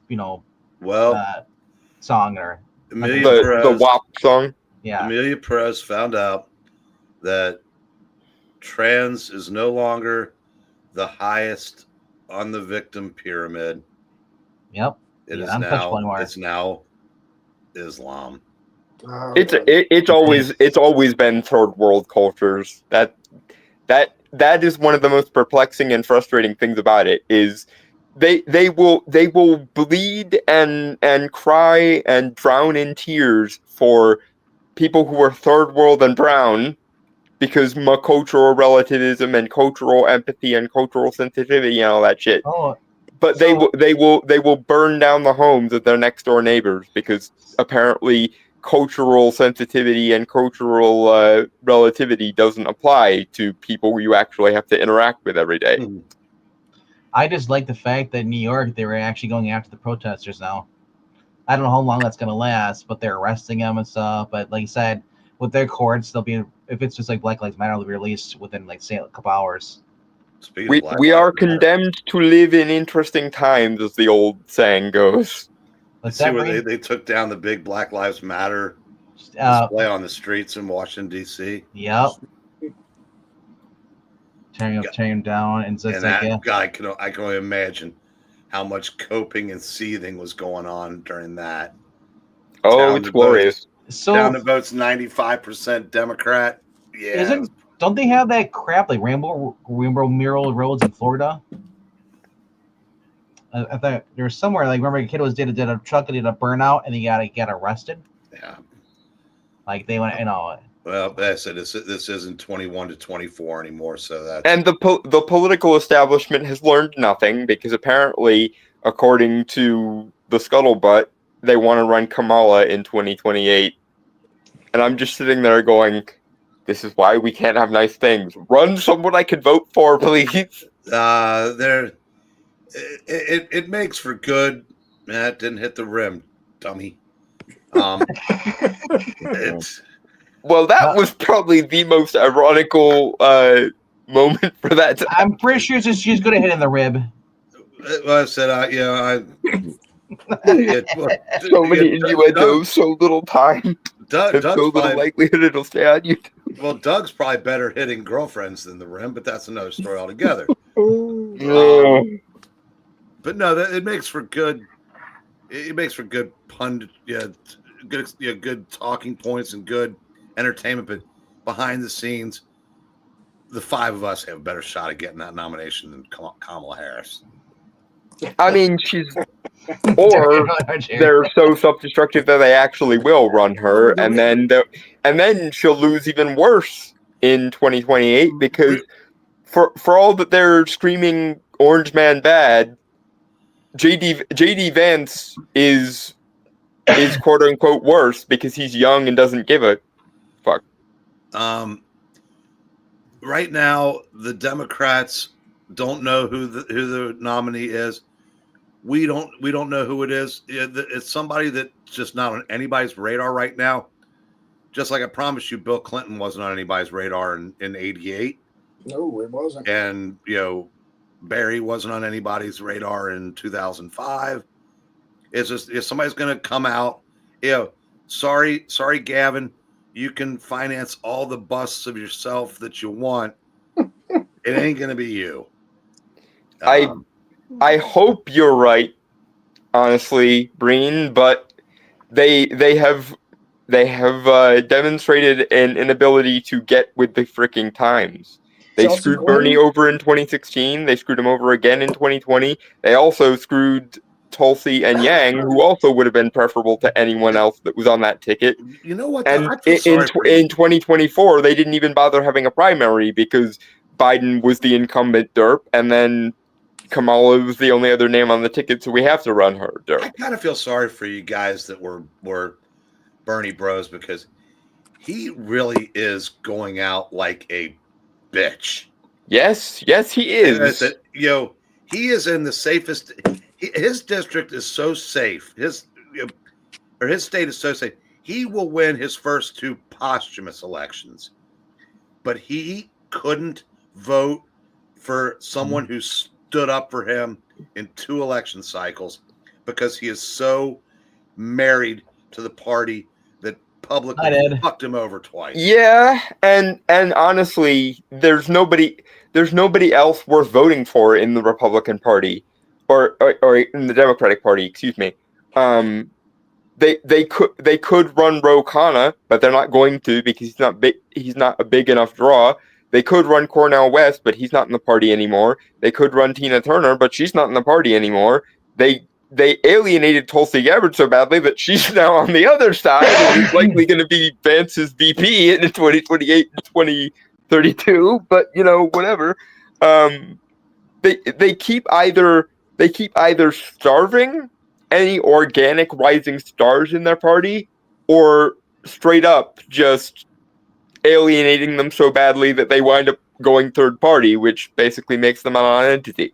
Like, there are people on the left that I could consider voting for, like Cornel West, Ro Khanna, etc., but they're never going to beat the Democratic Party establishment bullshit, because the virtue of Trump is that he is a complete and utter outsider. He's a populist and, broadly speaking, small L libertarian. I mean, And there are people on the left who could also be populist and small L libertarian, but the Democratic Party, unlike the Republican Party, is so baked into the institutional machinery that they're never going to let the people who can actually win run. that's what I thought when you said Turner. I was like, Tina Turner. All you need to know about those, when you looked at the picture of like the big players coming down the stretch in 2024, when you had Trump, Musk, Kennedy, Gabbard, J.D. Vance, and Ramaswamy, 5 of them were Democrats. Yeah.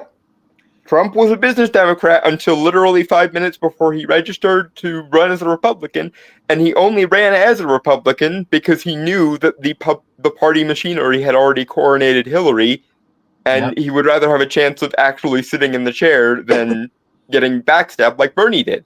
Ramaswamy was a pharmaceutical, big pharma guy who was told by the machine to spew the company, the proper BS during COVID. He started thinking for himself and said no. He did a 180 and became an outspoken conservative. That's why a lot of people didn't trust him initially, because they thought he was kind of like a Trojan horse. I think he's more than proven himself, and I look forward to him being the governor of the state 6 miles away from where I am. And Tulsi, there's another great example. In a sane world, she would have been the candidate in 2020, and Yang would have been the VP, but apparently not. Therefore, they drummed her out of the party, even though she totally drank Kamala's milkshake live on stage during the 2020 debate there. And so now she's thumping with the other team, and I look forward to voting her into the VP position when Vance runs in 2024 or 2028 and 2032. Somebody I thought was the other guy you mentioned, Yang. He has been swallowed up by the machine at this point. Yep. Yeah. He spews some of the most ridiculous nonsense. Yeah, I wish he had stayed sane. He was like I say, he was my third choice. It was Bernie, then Tulsi, then Yang. Do you ever think we'll ever get Tulsi versus Kamala? I would love to see that happen in 2034. Here's what I find to be the most likely scenario. The Democrats will run some soulless corporate establishment shill again and screw their actual base out of any representation, and then Vance will get in for 2 terms, and then the Democrats will continue running soulless corporate establishment shills that alienate their entire party until the end of Tulsi's 2 terms. I don't know what happens after Tulsi's 2 terms, but most likely scenario is Vance gets in for 2 terms and then Tulsi gets in for 2 terms, ideally. But you're So it's also gonna happen. under the assumption that Kamala's liver is going to hold out in 10 years. I don't know if it will. they keep trying to astroturf her as young as well, and I'm like, no, Oh, no, she's been a drunk she's- for a long time. she's 59, and she looks like she could easily pass for 69. Meanwhile, Vance is 40, but looks like he could easily pass for 20 because that man is finer than most French wines. Do you know what's going to happen though? Well, Elon that's- Musk is going to start his robot army to protect his Teslas. Yeah, I was joking I- about that the other day, saying he's got a crazy. I mean, I can't believe there is anyone in this country that has any problems whatsoever with Doge, because you would think that the left, the always harping on about how government should be more transparent left, would be kissing Elon's feet like a deity right now.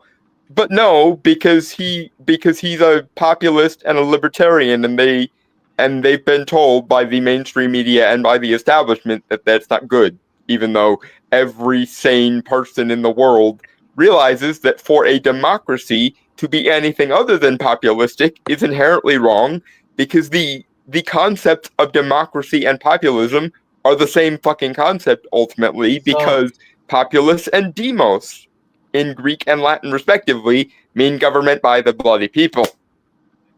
See, now what's really cool right now is everybody thinks that Trump's going for Greenland, but I think he's going to go for Ireland.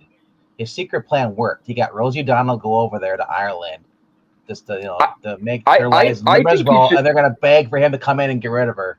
I think he's just wanting to beat Thomas Jefferson's high score for how much land can I expand the U.S. by. Honestly, I think that's the only thing he cares about with all of these. It's just like, how can I beat Thomas Jefferson's high score and win the biggest big that anyone can win, etc. I mean, you're Irish. You're already drinking. Now you have an even bigger reason to drink with her, Rosie O'Donnell being there. I mean, all he has to do is promise them independence from Rosie O'Donnell. any English people, and he will immediately win. But honestly, in all seriousness, I do think he's going to get Panama properly. And honestly, I don't understand why, while he's at it, he doesn't just add Puerto Rico and Cuba to things, because everyone in Cuba begs to belong to the U.S. and Puerto Rico's been trying to be the 51st state for longer than there have been 50 states. Honestly, if we ever do merge with Canada, the sensible thing to do is make each province of Canada its own state. That's the sensible thing to do. You know what I'd love to see is a news report from over in Ireland, and where a man is accosted for being misgendered at a bar, and turns out it's Rosie O'Donnell because they called her sir. For how butch she looks lately. She is not aged well. Lately, sir, she's looked that way since I was a kid. Literally, I remember the year they had her host the Kids' Choice Award on Nickelodeon, and she's always looked like the stereotype of a butch lesbian. No, her hair is a lot shorter than it used to be. But she seemed more. Well, she presented herself more feminine back when she had her own talk show host. Only just barely. There is not enough Irish whiskey to make her any better looking at closing time. That is one nasty looking. And now, as far as her looking like an actual woman, you probably have to go back to like A League of Their Own, Stakeout. That's what I mean. Very early 90s. Kind of trying. Yeah. The View, But maybe. no, that was a bit. The View was not pretty. Yeah, true. You guys remember that show she hosted on Comedy Central? That stand-up show she hosted it was the early 90s. And she had long curly hair. I mean, she still wasn't attractive, but she did look feminine, you know? That was before my time, sir. That was like 91 too. Yeah. Hey, Jerry. I was born in 95. That is correct. This is far before my time. You have the internet. And Jay, That was funny. I do, Whatever. and that's why usually I get these sorts of references, because I am, as previously mentioned, quite an old soul, as evidenced by the fact that most of my social group is twice my age. But there are still things that I was out of the loop on, and that appears to be one of them. I do not remember a time where Rosie O'Donnell tried to be anything other than the single most stereotypically lesbian woman on record. It's two things real quick. Jay, Mhm. don't ever post that again. And Henry, 3 excellent choices on your end as well. Oh my gosh, I'm afraid to look now. What you post? Look at Henry's sci-fi choices. They're better than. That's the greatest picture of all time, Breen, and you know it. It's funny. Oh my gosh. Jay, I wanted to ask you. So, Kathy Griffin or Rosie O'Donnell in that prime? Who would you pick? Oh, Kathy Griffin. There's Yeah, that. Kathy Griffin. Right. For what? So, Can I Now- choose the Her gun? prime versus Rosie O'Donnell in her prime. Yeah. it's Third a- third option. I choose the gun. Yeah, I'm with Bankman on this one. I will remind y'all that I am gay, and I've never been happier to be gay in my entire existence. Jesus Christ, Dalton, is there any room on the bus? If those are my choices, I'm taking you, brother. I'm not saying she was attractive, but 90s Kathy Griffin was get a few beers in you. A few beers to me back when Ellen was on her own show before she came out. Mm-hmm. She actually looked pretty decent, but it's only after a few beers in. I mean, she still looks okay. Who, Ellen? Yeah. Nah, she doesn't. She's I gone know. the Rosy route. Oh, In fact, dear. yeah, I'm sure. Now her wife's Por- still hot. Portia. Portia's probably questioning that life choice right around now. But I was gonna say I was the gun wasn't for myself. The gun was to get rid of the other two. Oh, okay. Yeah. That again, one of those times I'm very, very happy to be gay. You need Captain Ahab's harpoon for Rosie. Oh, the white whale. We need one of those brain fluid harvesting rigs from Avatar 2 or whatever the fuck. No, I'm good. You might just need a couple cowboys. It's a rope to hog tie that. But, That is an insult to every pig who has ever lived, sir. hey, I didn't call her a pig first. That was Trump. And he was being kind. We all know he was being kind. I mean, you put lipstick on a pig, it's still a pig, right? That's true. Or does it have to be- There are some pigs who would be more doable than that woman. Porky Pig. I ain't going on that farm. Oh my gosh. So we've got rid of Ellen DeGeneres. We got rid of Rosie O'Donnell. Who's the next celebrity to leave? I wish Alec Baldwin would. He's been threatening this every time a Republican's been in office since. Dude, Bring this full circle. Guinan, she is no longer. Let's put Whoopi out of her business there. I just wish they canceled that show. I mean, I can't believe. I guess it still gets big ratings because questionably intelligent women across the country like to watch it. So yeah, all the middle-aged HR harpies watch it. The only Big time, Joey the only is time, smart. That's what drives me nuts. Just- only time you should ever watch an episode of The View was when Norm Macdonald appeared on it. Yeah. Yeah, it's funny. The original concept of that show, the early years, it was actually a show you wouldn't be embarrassed to admit you watched because Star that Jones show's been on so long. Barbara Walters helped create that show. Yep. And really, Star Jones was the one that I think put it over the top. She was really good in those early days. I like Star. But I think now it only exists as comedic fodder. I think there's people that watch it for its comedic value, the unintentional There are comedic value. YouTube channels that revolve their content around bashing on it. So, yeah. I mean, Greg Gutfeld can't get through an episode without trashing him. So it's, but I don't know how much longer it's going to go because, I mean, I said, it's not entertaining anymore. It's basically slander. Well, they've already been sued so many times. Yeah. In our defense, Maranya, part of what makes the women we have listed here so ugly is who they are on the inside. It's not even just an outside aesthetics thing, because Wasn't there a Roald Dahl book where he talked about no matter how beautiful someone is, eventually their ugliness will show on the outside if they have an ugly soul, Amber Heard. and no matter how ugly someone is, if they're good and kind, it will eventually show. Yeah. The basic gist of physiognomy. That's definitely true of some of the celebrity women we've been talking about. They're not just ugly because of aesthetics. They're ugly because they're ugly on the inside. Did you just talk about Thugonomics? Thugonomics, yo. No, I said physiognomy.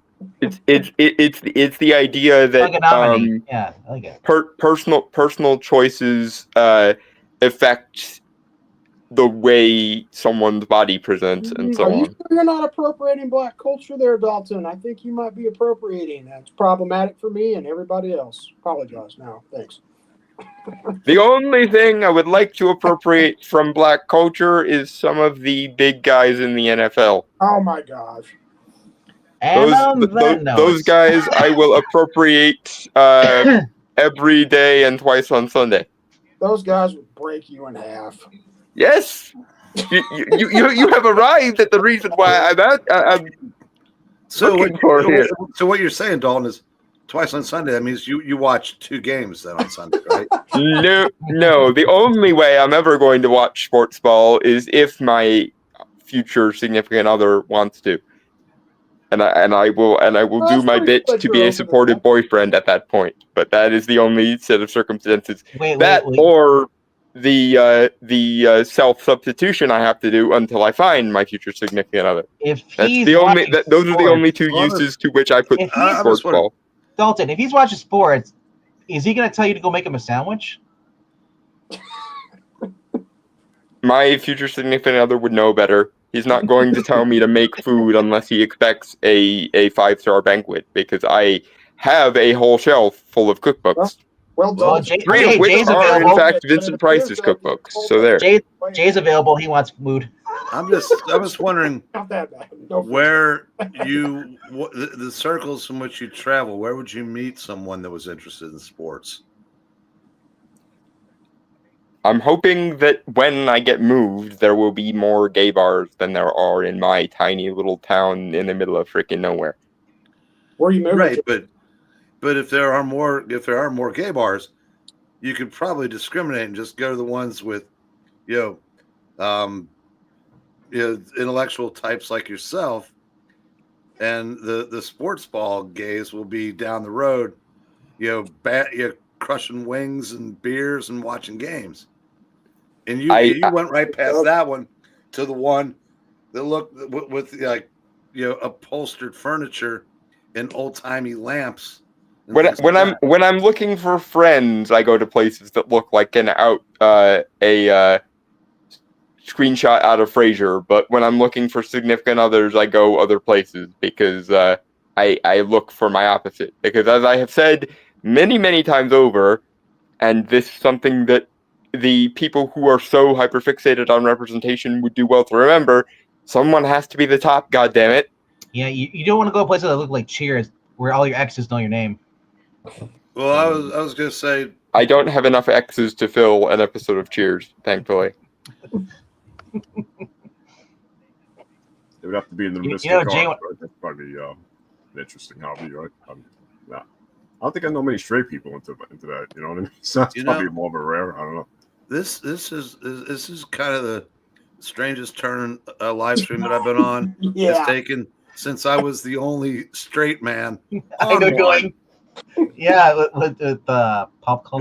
When I was on a live stream with Joe Corallo and Josh McDonald, and they were discussing the difference between an otter and a twink, and I said, I've never been so lost in my life. All you need to know, Breen, is that they are still unattractive as far as I'm concerned. I didn't need to know that, actually.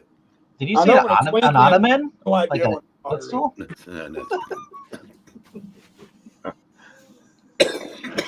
You know, Well, how about you know what you need to do? We need to get Joe Corral and Josh on here stream with Dalton, and then just leave Eric here. The rest of us will leave. and bring back Corrupt while we're at it. If we're truly getting the who's who of everybody's gay best friends in what used to be Comicsgate, then while we're here. It wouldn't be Comicsgate, it'd be Comics Gayer then, right? Comics gay. But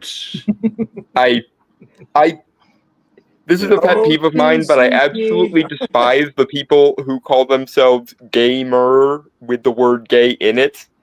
That is the most hipstery bullshit thing I've ever heard.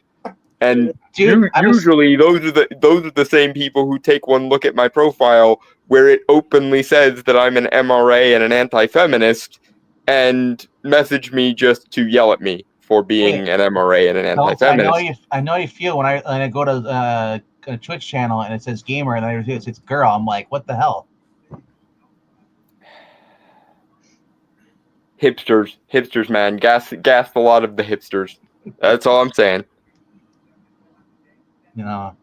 I'm just waiting for to find a girl who owns a car and then a back the bumper says, as I said, I hate curbs. I'm in a hell of my own making. There you are. You Are you? certainly are. Thank you. Abandon all hope, ye who have entered here. I just want to point out, this was not my idea to stream. This was yours, Breen. Well, fuck me. and you kept making all those sports ball jokes that you knew would inevitably lead me to talk about my preference for men. So there. Well, I really didn't think the sports ball thing would do it. I didn't think Greenwood did either. That was Breen, kind of why don't you message Joe? No, See if he said. I did. No, Joe's falling asleep over on Mad Men with a Box. They've ended. There's no way that they have. You're right. They run out of interesting things to say during the introductions. No, I said, Dalton doesn't come around much anymore, and I always get a kick out of talking to him. So I said, that's. Mm-hmm. I know what to say to get him to steer into the more entertaining lanes of these kind of you're the puppet master. Okay. I still remember that episode of Podcast of the Storm that we were doing the reaction to the Daniel Kibblesmith New Warriors bit, and I was complaining because allegedly the Safe Space character was supposed to be a jock, and they didn't bother making him a jock in any way whatsoever. And that was also one of the first live streams Eric Breen was on after he first got his camera. Yeah, I remember that. Back in what was, I want to say it would have been early 2019 because COVID hadn't happened yet. Jesus, jumping Jehoshaphat. I've been doing this. Oh my gosh, we lost the other Eric already. So Eric Breen will have sweet dreams of Rosie O'Donnell. Later, boy. Yeah. Sweet dreams and Rosie O'Donnell do not go in the same sentence, sir. Hey, die in a fire, Eric. Are you talking to yourself? Because I mean, sweet dreams with that picture he shared with us in Sports Ball. No, that was Jay that shared that. I know, Jay. Yeah, I'm saying you'll have the version of Rosie O'Donnell you get. Yeah, that would be with the puff of air and everything. I wanted to ask you guys, did you guys know that Jack Palance, however you pronounce it, he played Dracula in a movie? And who was the best Dracula actor ever to you guys? Christopher Lee. I don't know who my favorite is, but I'll tell you, the one who played him recently in the BBC series done by the same guys who did Sherlock, that dude's underrated. I thought he was an excellent. He was a good actor, but that show robbed him blind of a good Dracula performance. Dalton, let me apologize to you up front. I don't want my Draculas going around sucking dudes. I'm sorry. That's just that. Dracula, you missed the blood that should be at the end of that sentence, sir. Yeah. Whatever. I'll just say, if a dude comes up and wants to bite my neck and be like, bro, I'm not in that way. Sorry. No, because that was made during the height of everything has to be represented. So they made sure. Yeah, they turned Van Helsing into a Hispanic black woman, or yeah, a Hispanic black woman that was a nun, and it was just like, what in the hell is this Wait, thing? Kamala Harris? No, I'm not gonna do that to the actress because she actually played it quite well. It's just Which that one are you talking about? The last one, the BBC one that was by the same guys that did Sherlock. She wasn't black. You talking about the main nurse who traveled through time? The nun that was apparently the Van Helsing stand-in. I remember she was very white. Did I miss something? But well, yeah, as the series went on, she got blacker and she She was Hispanic. I just couldn't think of the word Hispanic at that time because my brain did a thing. When she went to talk to different people, her accent changed. yeah, Jack Palance, and then she ran for president. Jack Palance was in the made-for-TV Dan Curtis production, and it was very good. But yeah, Christopher Lee, I think, like I said, if you like the old-timey shit, Bela Lugosi was fine, but Christopher Lee, to me, is the quintessential Dracula. You know, my favorite one is where they have Christopher Lee and the son of Dracula. Yeah, it depends on what you want from a Dracula. If you want like an old school aristocrat, then you have Bela Lugosi. If you want a physical presence that actually makes you afraid of Dracula, you get Christopher Lee. Christopher Lee does the Victorian era, the Hammer Productions, was just awesome. Didn't Boris Volkin from the Ninth Gate, Frank Langella, do Dracula? Yeah, 1979. Yeah. Skeletor was Dracula? Yeah, that was a big budget production, major motion picture. Yeah, 1979, and yes, I've come to suck your blood. And Papa. he at one time was a very handsome man. I mean, I saw him most recently.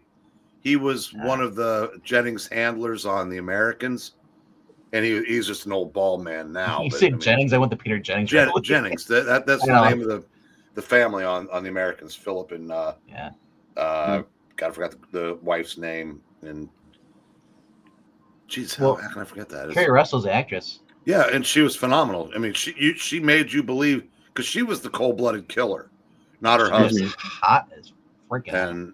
But yeah, she that show, it's in my all-time top 5 show, is fantastic. But yeah, it's been gone for about 7 years now, and I forgot her name in it. Maranya and Henry are bringing up Dark Shadows, the old actual soap opera Dark Shadows. That was like they had those inches from cancellation before they brought Jonathan Frid on. Yeah. I can see what Tim Burton was trying to do with the 2000 and I forget when his Dark Shadows was, but I think what happened there was he was making 2 movies at the time and he forgot or he switched around the tones, because by all rights Abraham Lincoln Vampire Hunter should have been the comedy and Dark Shadows should have been the serious one, but for some reason he switched them where now Abraham Lincoln Vampire Hunter is a serious movie, and Dark Shadows is for some reason a comedy, which was completely and utterly unnecessary and stupid. Do you remember what movie or what franchise Johnny Depp was gonna ruin next? I don't know. Kolchak the Night Stalker. Luckily, it didn't get off the ground, because I can only imagine what he would have done with it. And MK, if you haven't seen Blackula, William Marshall was the actor. You do sound like him, but strangely enough, that was legitimately a good movie. Yeah, I saw it. Yeah, I really like Johnny Depp, but he needs to ditch the fake English accent, because everything he does with the fake British Jack Sparrow accent, and I don't understand why. Oh, he's here. Time to go. He's the new Paulo. I don't sound like Blackula, right, Eglinton? I'm sorry, what? Nice hat. It's a cool hat. Yeah, where'd you get that? No, they're joking because he said he sounds like Blackula. Okay. Blackula from like 1970s. MK, say Mama Waldy. Wait, say that again. I'm sorry. Say Mama Waldy in your deep voice. Mama Waldy. Yep, you are Blackula. Okay. No. Hey guys, quit talking about Heat. He's here. Oh, hey. Heat. Right. Yes, because I sound like Blackula or More like Charlie Blackenstein. Either one of them works. No, Uncle Fester. My voice isn't high enough. He had kind of a, he talked like this. Yeah, no, not me. Yeah, but you could physically pass for him. Physically okay, yeah. As long as Budweiser didn't make you turn you into a monster. We were talking about Eglinton. I was asking everybody who the best Dracula actor is. What about the guy from Blade? He was pretty good, right? Yeah, Blade 3. I don't know. You talking about the that dude was from Prison Break? He was all right. He played Heat Wave Yeah, Heat Wave. in Dominic Legends. Farrell.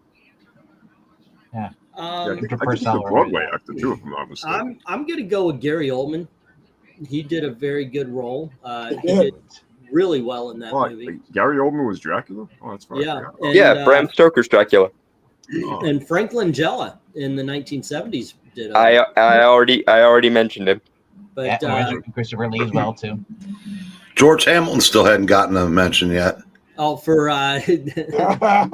Leslie Nielsen. for What Dracula, about Dead and Loving Dracula It. from the Monster Squad?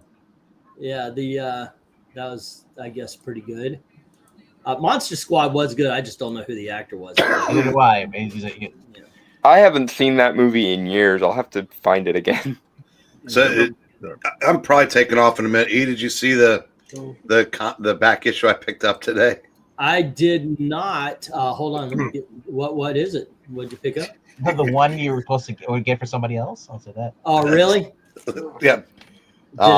Did it cost under 100? Because I know a buyer for it. Well, I said I've been looking for this for years. Yeah. And everything that I talked about the next day, it's right there. So it can be done. A low grade, yeah, but mine. You got to also remember, guys, that when you go through Super Chat, YouTube takes 36%. But I was saying you if you had found this, you could have still made a few bucks off of it. But because really, I have about $64 to spend to find it. Well, he got his for 48, I think, as you said. Oh, there you go. Yeah, that would work. What? And that's probably a low grade, like a 5. Is the sheen wearing off on that issue? no, it's just got. It looks fine, or as the community says, it presents well. But if you look closely, it's been read a few times. It's got spine ticks, but it looks, it's in very good shape. But when you go, when you're going from like a 6 to a 9.4, you're splitting hairs. Yeah, that's true. And like I said, there's not that much of a difference. MK, can you? I want to drink your blood. I want to drink your blood. Now go. Wow. What wasn't it? Suck. I want to suck your blood. I know what I want MK to say. I can't believe it's taking me this long. There was a 7-Up commercial. I need to hear you say, "Never had it, never will." Never had it, never will. Fucking awesome. Yep. Sorry for the F-bomb. You need to narrate a horror podcast or something, dude. Your voice is made for it. Like, you could just be the Candyman guy. MK, if you go on YouTube and probably type in 7-Up, never had it, never will, I bet that commercial pops up, and you'll go, "Son of a buck, I do sound like that guy. I sound like a giant island black man." He played the villain in oh goodness gracious, the James Bond movie Live and Let Die. Yeah. Hey, Baron Zebedee or whatever. Something like that. Yeah. He was a guy. He had the top hat on. And he had like the skeleton face paint. Yeah. Yep, that's him. Yeah. No, I just think of the guy who played Candyman. Every time MK speaks, Oh goodness gracious, he's got a name too. Tony Todd. Tony Todd. He just died died. last year, didn't he? Yeah. Yeah, and they omitted him from the obituary thing at the Oscars. Yeah, is that funny? As if the Oscars matter anymore, and is No, it just yeah, a right. hipsterocracy? Yeah. Anyway, kids, I'm gonna jump off, watch the last of this game here, and then And I'm gonna call it a fall night. out too. I'm gonna go lay down and chill out for the rest of the night. I just got here. Everybody leaves. Hey, we've been here for 2 hours, we've been here man. for 2 yeah, hours, no, I bro. see it. We were gonna go for an hour, and then Dalton came on, so we extended it for another hour. Hey, So Dalton, you didn't ask talk. them one. You ask them one question, and now the thing's 2 hours long. Dalton, thanks for coming on tonight, man. Yeah, I did. Definitely added the entertainment. It's great seeing you, Dalton. I haven't seen you in a while. I do my best, folks. All right, well, I'll see you guys later. Take care. See, Later, buddy. actually, Bye. I have to admit the I was watching and I saw Jay and Dalton were on. I was like, I'll go and say hey because it has been a bit. So Yeah. and, yeah, but yeah, I guess I'm at the tail end of this, huh? Okay. Yeah. Pretty much, you're like the girl shows up late at the prom. Yeah, we had business. Did you get taken care of? No, it's going hopefully tomorrow. Taking a break. At some point next week, we have to get together and finally put a bullet in that Rachel Zegler Snow White movie, because we've been talking about that since when is that when out? the Disney Channel was still relevant. It's coming out next week, next I Thursday. think, isn't it already out? No, This week the is 21st. The 21st is when it comes out. I haven't gone to the movies recently, and I've missed a lot that I want to see, like Mickey 17 and such. But yeah, if you want to watch Snow White, so we could give it an honest review. I ain't watched that stuff. But I think honestly, it's gonna suck. So Well, the reason I bring it up is because I remember we did a they're casting Rachel Zegler video back we did. when it Yeah, was maybe first we should announced. put this on the Disney Channel as well because we did. Yep. You would The Disney whole Channel? thing where we're reading it and it says skin as white as snow. Look, I Yeah, defended it's in the Rachel name, Zegler. guys. I Yeah, defended Rachel Zegler longer than anybody Sir, else. 'Cause sir, I you think she's need, got you talent. need to change the name of your channel to just a tourist. Yeah, I know, right? You're not homegrown anymore. You're gone. What are we talking about? Oh, yeah, Leon Eric was showing off. He's got your book. Yeah, So, yeah, it's out there. It's just like I said, like just got to find one. Yep. Date night for E. Okay, well, thank you. Thank you. I certainly appreciate it. Thank you.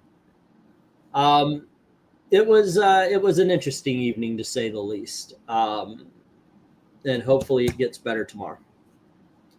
But we'll see. We'll see. I've had an interesting week. So and everything has been heightened. And yeah. oh before I One of forget, those you are condemned to live in interesting times sorts Well, of here's weeks. the thing. There's a referendum to that curse, which would be may you be smart enough not to create your own interesting times. And I'm assuming you failed the saving throw this week. Something like that. Let's go with yes. I did. I did. Before I forget, you need to go and change the date on for the one you scheduled tonight, the Emma Frost. I thought I already did. But yeah, you guys scheduled for Monday. Yeah. Okay. We were gonna do bracket fights on Monday, and then we were gonna start DC on Tuesday. Oh, okay. And I think figure it's if we moved to do Emma Wednesday. Frost, on Monday, then we could do bracket fights on Tuesday, and we don't lose a day for, Okay. That was going to be the plan to do bracket fights. So instead, let's do Emma Frost. We'll do bracket fights on Yeah, 'cause Tuesday. we DC's on usually Wednesday. do our offline, or we do our reading, and then, like I said, I don't know if the girls are gonna want to join then, On Tuesday or whatever. If On we do it Monday, I don't know. Well, Monday was going to be the bracket fights anyway. Okay. So, it would have been if you can show up. If not, I am also A-okay with pushing stuff back. Monday is usually one of the nights me and Gail have off. It's usually our nights off too. After we're like, hey, I don't have to go anywhere after the stream. Yeah, I get it. I understand that thought. It's just a little bit of like Gail and I. There have been nights where we kind of settled. We're watching a movie. We're enjoying each other's company, and yep, gotta go. Or or like Twiddles will actually be. There cute. are cover weekends scheduled. The only thing that got changed was the Emma Frost one for tonight. That's scheduled for next Monday. Oh yeah. Everything I else is just scheduled on the channel. If you go to actual homepage, and it shows Yep, everything. Friday is still going to be the Mandarin, and Saturday is still going to be the convention, the auction, and then Sunday will be Fin Fang Foom, and Monday will be Emma Frost. Tuesday will be the bracket fights, and Wednesday will be Joker Ooh, starting the DC. Sunday, are you going to include the new Fin Fang Foom versus Nick Fury? Came out this week. You know what? That was not a bad cover. I haven't read the book yet, but that was not a bad cover. So maybe. I did get some new books, and I was thinking about going through and doing a reading and finding out,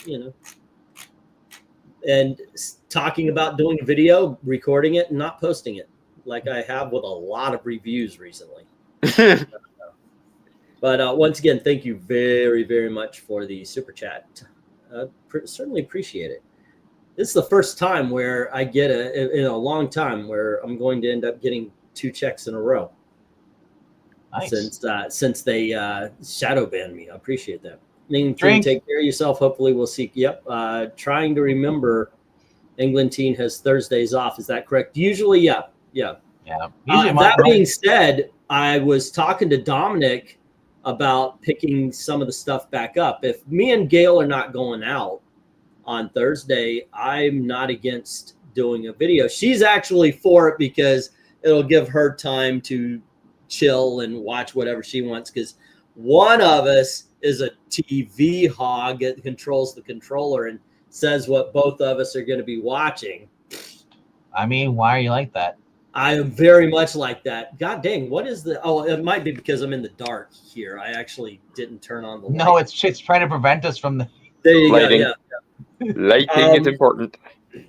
Rhaegar, yeah, what happens is if you make $100 or more on YouTube, It pays you out, yeah. they send you a check. So it used to be I would be getting checks every month, and the channel got shadow banned, and then it's like whenever I could build up $100, which is generally every other month.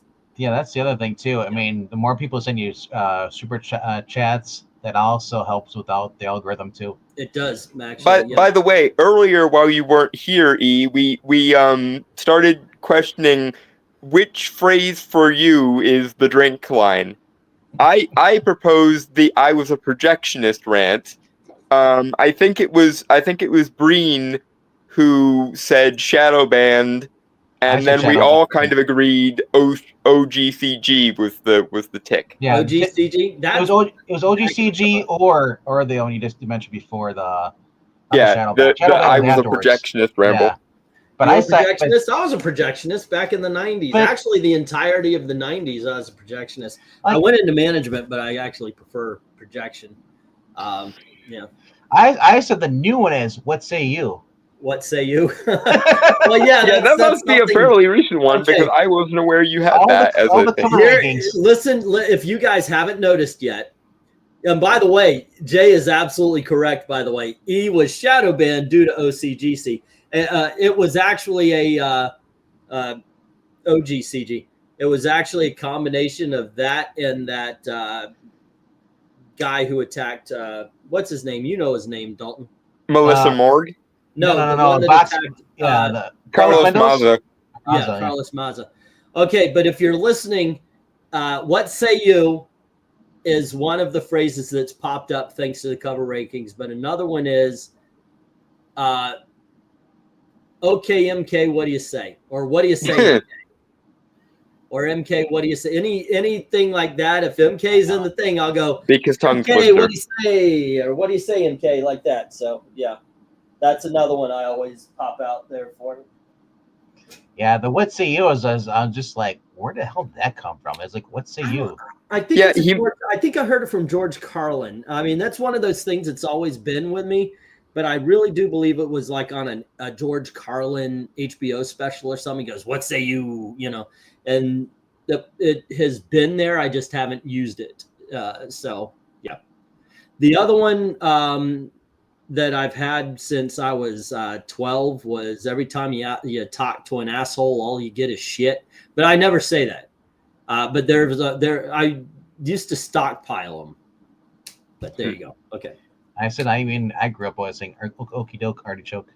Okie dokie artichoke. Yeah, that's in my lexicon as well. You know. Your lexicon has a lot of different sayings. Oh yes, my friends like that too. It says like, I was like, dude, it's like, can you just choose one? Nope. I've got a library, and gosh darn it, that's what's going to happen. Carlos Maza, formerly of Leftist Rag Vox. Exactly. What say you is for me medieval times? Well, I've never been to the restaurant. I've been wanting to go ever since I saw Cable Guy, though. And going to the chapel. Yep. There you go. Crazy is another one of those that got phased out that I think we should bring back at some point. Which one? Pray thee. Pray thee. Yeah. Pray thee well. England team chill with Ms. No worries. Yeah, it was something like that. Something like that. It's like I said, interesting times. But I have been spending a lot of this week with bureaucracy. Yeah. I'd say more so this week, if you outside the cover ranking, is this been Shadowband. That's been the most talked about because you're like, yeah. Because we're talking about the auction and sharing it out and stuff. Hopefully the bureaucracy will get slashed here pretty soon because, Elon is quite on the case with regards to that. I'm up for just doing another Time article. Yeah, that worked so well the last time. We talked about an article that exists that's real, and they said we were fake news. We have a strike. Not just a community warning or anything like you normally get. We have a strike on our other channel. It's ridiculous because me and Dalton talked about a Time magazine article that existed. Oh, we fortified the election. Please pat us on the back and give us praise. Yeah, but if you actually talk about it on the internet, we'll yeet your channel. They literally came out and said it's not technically election fraud, but we did do this. We did fortify the election, TM. It's ridiculous. And we want kudos and praise for it. But if you talk about it on the internet, we will yeet you into non-existence. Yep. Yeah, I know you're talking about your drink. You're drinking. You've been drinking that green tea. That's why Rhaegar's saying it looks like you just had turned up a bottle of applesauce and drink it. Actually, it's vanilla tea. Actually, it's got a weird look to it because I put it at the back of the refrigerator so it would freeze a little bit. There's a big old ice cube in there. Actually, you're both are wrong. It's actually Waterworld. It's Waterworld? Right. It's filtered. Good the second time. But, yeah, it's not bad. I mean, it's not the best tea I've ever had, but it works. I'm trying to beat soda, and soda is beating the ever-loving fuck out of me. Because as much as I have this, I'm like, okay, I need a soda. Lipton lemon tea isn't bad. Yeah, I like the weird flavor. Like I'll tell you, one time I went nutso and I found like weird flavors, like chocolate donut and sugar cookie tea, and I was trying all sorts of flavors. Cookie tea freaked my friends out. I was like, "You guys got to taste this. It really tastes like a liquefied cookie." And I gave cups to everybody, and it tasted so much like a cookie it freaked people out because cookie is not supposed to be in liquid form. Rhaegar says I took the buyout from Trump and Elon. I'm a pretty good worker if I do say so myself, but I saw the writing on the wall. They're going to cut government massively, and then they have no idea what they're in for. Talking of tea, a friend of mine actually has a local ancient Chinese secret old Chinese dude that he gets tea from, and he brings me some every time he visits me because he's in Wilkes-Barre, Pennsylvania, and I'm over in Lawrenceville, Pennsylvania. And so every time he comes, he brings me a tote of this ancient Chinese secret tea from the old elderly Asian friend of his, and it's freaking amazing. Does he Best tea I've ever had. Does he have the stereotypical accent? Oh, ancient Chinese Satan. I've never spoken to the guy, so I don't know. But I like to think that it's Egg Shen from Big Trouble in Little China or Uncle from Jackie Chan Adventures. That actually, I require all my Asian friends to talk in that accent. That's one of the reasons why Tim Lim said he couldn't hang around me anymore. Yeah, Tim does it on my channel though. He's just, oh, he's not old enough to be the ancient Chinese secret guy yet. I am Tim Lim. Oi. James Hong is a national treasure, by the way. He's still alive Yes. too. He's I like, know, right? I've He's- never known that man to be young, by the way. he said he's gonna act the day he drops dead on set. That's awesome. That is Yeah. awesome. And Rhaegar, I honestly, actually- he is one of the people who probably will live past the age of 100 just to spite Yeah. everyone. So, I actually did kick the soda habit where I was strictly water and tea, and that's all. Then I moved when me and Gail split. I ended up going back to the family, and my family mainlines Coca-Cola and all that. So it was Yeah. so tough, Yeah. and I succumbed. yeah, they have the refrigerator, and next to the refrigerator, they have the Coke vending machine. Push a Yeah, button. something like that. Oh yeah. Uh, You know no, they have bacon soda. Have you ever tried that? why do you bring up these weird sodas again? Do you like chocolate soda? Because he's Somebody- American, and that's what Chocolate Americans soda is do. awesome. We take flavors that shouldn't be in drink form, and we put it in drink form, and then we take things that are drinks and we solidify them. Because Yep. why not? I just tried that new Pennzoil flavor. Sounds good. Yeah, Yeah. there's a side I go. They sell bacon soda, ranch dressing flavored soda, and I'm like, oh man, what are they thinking? I Yeah, was gonna say- I saw stuff like that. No, have you I'm tried good. the zero sugar soda? Those suck. And also, by the way, they put me to the aspartame that they replaced the sugar with puts me to sleep. So I have Aspartame? enough foods that put me to sleep. They put that in diet soda. I hate the taste of that stuff. That's the thing. Oh, I kicked the soda habit a long time ago when I was like 15. Now I drink like a third of a gallon of milk a day on a bad day. I learned not to drink milk because I live in Florida. And if you drink milk and walk outside, Flagellation. your mouth just goes, okay, give me anything else. Well, Yeah. now that you're not in Florida anymore, you're safe. Yeah, that's true. That scene in Ron Burgundy, and he's like, "It's so hot. Milk was a bad choice." I was like, "Yes." By the way, how is your adjusting to your first real actual wait to go. snow on the ground winter, sir? First of all, I loved it. I absolutely loved the snow. It's very pretty. I don't like driving in the snow. I went to Taco Bell in a blizzard, and that was a bad idea. Yeah. Yep. But Well, I think snow is gorgeous. Do you know But what's crazy though? Florida's my home. Do you know what crazy is? He got a cat, and now Eric's getting a cat. oh, is he? Never Oh, would have for the thought mouse. that.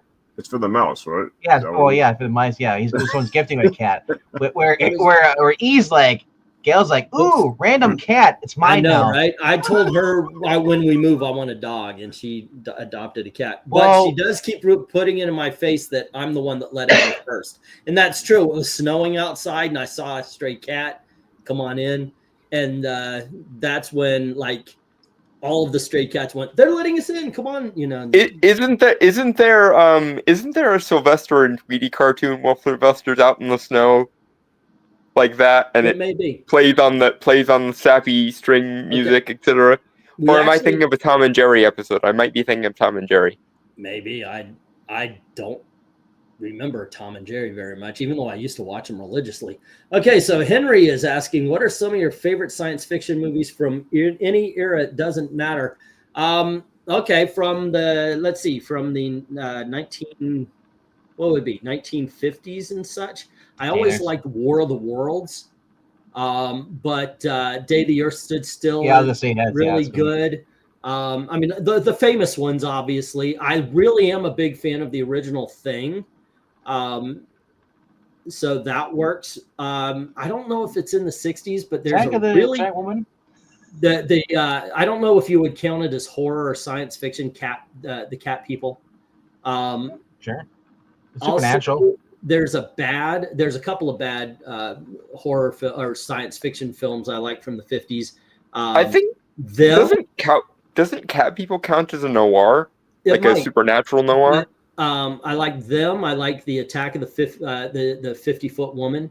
Those are both really bad films, but they're very You entertaining. know, he says. In the oh, go ahead. I was gonna say he's talking about the snow thing.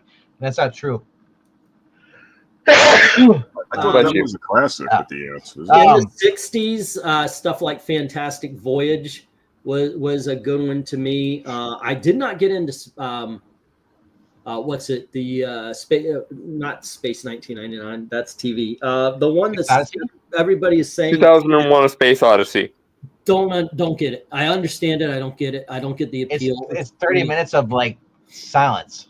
I agree on that one. I love Hal. Hal is an amazing character, but he is the only thing that anyone remembers from that movie for a freaking reason, and that's because Stanley Kubrick decided to put the audience to sleep with his cinematography. I've never seen that. I'm trying to remember the titles, but it's Planet of the Apes. Hell's yeah. Barbarella is a good one. Time Machine as well. That one was. I love Time Machine. Killer Clowns from Outer Space, Night of the Comet. Well, I'm going through the year. I'll get to that because I'm going through the decades. In the 60s, I'm looking through. Harvey and Flint is considered. Which one is the one with the When Earths Collide? I think that was 1950s, but oh man, that was so good. I like that one. And of course, the Godzilla movies. I guess you would count those. I mean, I still like the. What was the Michael Crichton movie with the was it The Strain? Andromeda Strain? Andromeda Strain, yeah. Yeah, let's see. 1970s. What do they count as the of course, Close Encounter, Alien. That was really good. One that not a lot of people know about, Silent Running. That was fun. Can you hear me? Logan's Run. Time After Time. Wait, that's 1980. I don't know. I wouldn't count that. Soylent Green was good. They've got Death Race 2000 as a sci-fi film. It takes place in the future, but I don't count that as sci-fi. The Omega Man. Speaking of movies based on Michael Crichton, anyone remember The Sphere? Sphere, familiar? Never watched it though. I remember seeing it on my father's. Westworld in the 1970s. Yes, very good. When I was a kid, I liked The Black Hole. When I grew up and watched it, it's very slow and boring. Phrasing. I have a soft spot for The Black Hole, just because it is the kind of weird movie that I wish they would make more of. All right. So anyway, and a Disney science fiction called Cat from Outer Space. You bring up Westworld. I kind of like Future World. Both of them are good. Yep, that was the one I saw, so I called it out. We're talking about 1980s. I'm just looking at a quick list to go. Like science fiction movies. That's what I'm talking about. Yeah. 1980s. Yeah, me and my brother watched Last Starfighter a lot. I did not like Dune, and I never really watched Adventures of Buckaroo Banzai, so I do have to visit that one again. I've never watched it. Inner Space was good. I count The Abyss isn't that 90s? It might be 89, but I thought it was 1990. Flash Gordon is a bad film, but I enjoy it. Aliens is one of the best movies ever made. Swamp Thing is one of the best bad movies ever made. Cocoon was okay. Predator? Ghostbusters, obviously. Ghostbusters probably the most creative, I'd say, probably with the wouldn't you know that the guy who calls himself Real Dr. Venkman really likes Ghostbusters? Who could have guessed? Back to the Future. I don't know. Obviously. Weird Science, obviously. Another really good bad film. And by the way, I'm not getting these off the top of my head. I looked up 1980s sci-fi just so I could kind of get a list to be reminded. A really good bad movie is called Ice Pirates. Really entertaining. I think I say Time Bandits. Time Bandits, that's a lot of fun. That is. They Live, Predator. One that not a lot of people know of, but it's actually pretty decent, is Time Walker. Also Time Rider, where, oh goodness gracious, Remo Williams goes back in time. He's a motorcyclist. He goes back in time with his motorcyclist to the Old West. E.T., of course. Killer Clowns, Heavy Metal. They Live. The Twilight Zone movie is another one. As a kid, I watched a lot. I quote Running Man. Me and my wife quote it back to each other quite a bit. Brazil is excellent. Escape from New York. Tron. You said Spaceballs, of course. RoboCop. You said Back to the Future, right? Yeah. 1980s had a lot of good. It was kind of a golden age of sci-fi. The Star Trek franchise starting in the 80s. What was the ship? It goes back in time. Final Countdown. Final Countdown, yeah. Yeah, the one. I always get confused with the Philadelphia Experiment. I'm like, it's a totally different thing. Yeah, Philadelphia Experiment is different. Dreamscape, Alien Nation. God dang, the 80s. Dreamscape, good. man. That was trippy. And of course, I didn't say it in 70s, and I almost didn't say it in the 80s. Star Wars and The Empire Strikes Back and Return of the Jedi. You know, I count those as one giant movie, just broken up. what do we have? People saying here, Black Hole is the first movie I saw in theater. Says Leon. This may not be considered science fiction, but Predators? I like that one. Oh, Charlie was good. We were shown that in class, and I enjoyed that. I love Dune. I'm assuming you're saying Predators. You're meeting the one with Thomas Jane and Of course, Predators from the 2000 is the that's perfect fun. 1980s action film. Yeah. Hey, there's a movie Actually, that it would have fit. What were we saying, MK? No, I'm saying there's a movie I asked a couple weeks ago. Beckman recommended to watch. He said never saw it, but a movie called Daryl in the 80s. Yeah, the Computer Boy. Wasn't that Lucas Haas? And What about Almost so. Human? Yeah. Or The Boy Who Could Fly? Short Circuit. Boy Who Could Fly was actually pretty decent. Let me check out the 90s. I thought he was gonna get with that girl at the end. He just leaves. Like, Now, in the 90s, I might have a lot to mention off because I was a projectionist in the 90s. Really, from 1989 all the way to about 2000. You see why that was my contribution to the "What is Angry Teens Drink" phrase, folks. All righty, let's see what they've got. Total Recall, of course. Contact was good. Fifth Element is a classic. Stargate was decent. I don't like Fifth Element. You can die, okay? no. You cannot get one and die. Don't die. Yeah. All right. So Galaxy Quest, incredible. Starship Troopers, a lot of fun. The Star Trek series through the 90s was decent. I think I'd actually be more torture to force him to date a woman. Matrix, obviously. That'd be more torture. Gattaca doesn't get talked about enough for how good it was. Oh. Independence Day was stupid fun. Men in Black was just fun. Bicentennial Man was okay. Super Mario Brothers, bro. I really like Bicentennial Man, and for some reason, there's a lot of people who hate that movie for no adequately explicable reason, as far as I can tell. They've got Blast from the Past as a sci-fi film. It's not time travel if you just live through it. So no, it's not sci-fi. Let's see what else do they have. Oh, Godzilla 2000 actually was pretty damn good. There was a movie I disagree. I think Matthew Broderick had it right. That's a big pile of shit. There was a 2000. No, not the 2000s Godzilla, and the one in 1990. What was it? 1998. There was a movie called Godzilla 2000 from Japan. Yeah, there was a crazy. I was gonna say. There was a 2000s movie where a bunch of kids went back in time in the medieval era. There's a bunch of those. Warriors of Virtue? No. It was called. I think it was called Time Warriors or something. Time Splitters. Oh, that's a game. Yeah. Let's see. 12 Monkeys was good. Dark City. Timeline, was I think it is really good. Timeline was with Paul Walker and what's his name, Leonidas. Yeah. Gerald Butler. Yep. This is the movie you were talking about, Sphere. That was all right. 12 Monkeys. Forgot about that. Yeah, Total Recall was awesome. Let's see. Mars Attacks I thought was a lot of fun. Demolition Man is a classic. How about Event Horizon? I remember that. Oh, there it is. Event Horizon. Demolition Man has proven more and more prescient as the years go by. Space Invaders was stupid, but not as bad as Tammy and the T-Rex. Dude, I love Space Invaders. That's great. Demolition Man. Good and scary. What were you saying? I said Space Invaders was fun.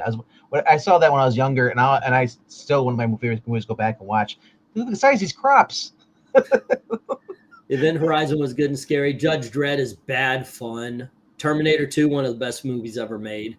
Man, out of all the movies they've listed on there so far, I'm looking at probably Terminator 2, and there was another one that was on there. Starship Troopers are my favorites of all those movies.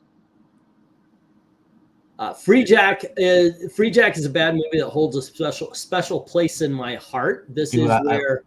This is where Gail and her friend Ivy went to the theater, and my employee met them both. The only people in the theater were me and my friends and Gail and her friends, and they actually complained about me and my friends being too loud. And I'm the manager. So, yeah. Alien 3 was a movie. Species. Arrival, remember that? Charlie Sheen. Yeah, it was all right. Waterworld. What do we think about Waterworld? I enjoyed it. The Gills, I like that's kind of funny. It was the first attempt at Aquaman. Armageddon. I just watched that recently. It is stupid fun. So is Escape from LA. Volcano. I liked Alien Resurrection. Not a lot of people did. Yeah, I enjoyed Resurrection. I liked it more in the third movie. Maybe hot take. Oh yeah, most definitely. Men in Black 1 and 2 were entertaining. The Iron Giant is one of the greatest films of all time. You will it's up there. you will not change my mind. Scanners. No, and no one's gonna try. I remember what it was like when that one first came out because I saw trailers for that on every VHS I had as a kid. Yep. Contact. That was a movie. There was Faculty was okay. Of course, the Jurassic Park series was good. Everybody loves that. Do you know one of the most stupidest ones I still love is called Battle of the Dam with Dolph Lundgren. Came out in the 2000s. Where he has to go get this one scientist's daughter who's in the Philippines, island, and there's a zombie outbreak, and he comes across these robots, which are pretty much he reprograms them to be soldiers. Oh, yeah. It was so stupid, but it was hilarious. Joe versus the Volcano. I don't know if I would count that as sci-fi though. Leviathan was fun. So was the Deep Star 6 that came out. They came out at the same time. You forgot one. Life Force. 1980s. Yeah. That one was surprisingly good. I watched it because the first time, I was 15 when I saw it. And I only thought about the fact that, oh my gosh, she is naked through the entire movie. But when I was old enough and I watched it going, hey, I'll watch this because that lady was naked in front for the entire movie. And instead of caring about that, I actually liked the movie. It's like, well, that's the difference between 50-year-old me and 15-year-old me watching that same movie. But you ever seen a movie called The Core? Yes. Early 2000s. Yeah, that was Morgan Freeman. That was the first mention of unobtainium, by the way, which became a mineral that everybody had to have in the movies, but nobody actually knows what it is. Now it's a new armor. Really? Yeah. Or it was the annoying thing from Avatar because James Cameron has been trying to make those movies on the lowest possible effort setting and everything but the visual for years. The Core came first. So unobtainium was in a lot of movies. But unobtainium... It didn't mean anything except you couldn't get it, and this is what the bad guys were always chasing. So unobtainium is out of that Coca-Cola bullshit era. Towards the end of it, the mutants is a new element that only mutants could get access to. Oh, God. And Iron Man made his armor out of it. Enemy Mine was fun. I didn't mention it because it wasn't on that list. What about that cat one you liked? The Disney cat? Well, the cats? Cat from Outer Space? Oh, yeah, I said that in 1970s. I loved Cat from Outer Space. I was a kid, and I watched it recently. I was like, it holds up. I mean, don't get me wrong. It's a kid's film, but I think kids would enjoy that kind of movie. One weird thing I thought, though, we watched a lot of family movies about middle-aged people. Like now, kid movies have kids in it. Back then, for freaking sake, Colonel Henry Blake from MASH was a star in Cat from Outer Space. The young love interest was Sandy Duncan, and she had to be pushing 35. Yeah.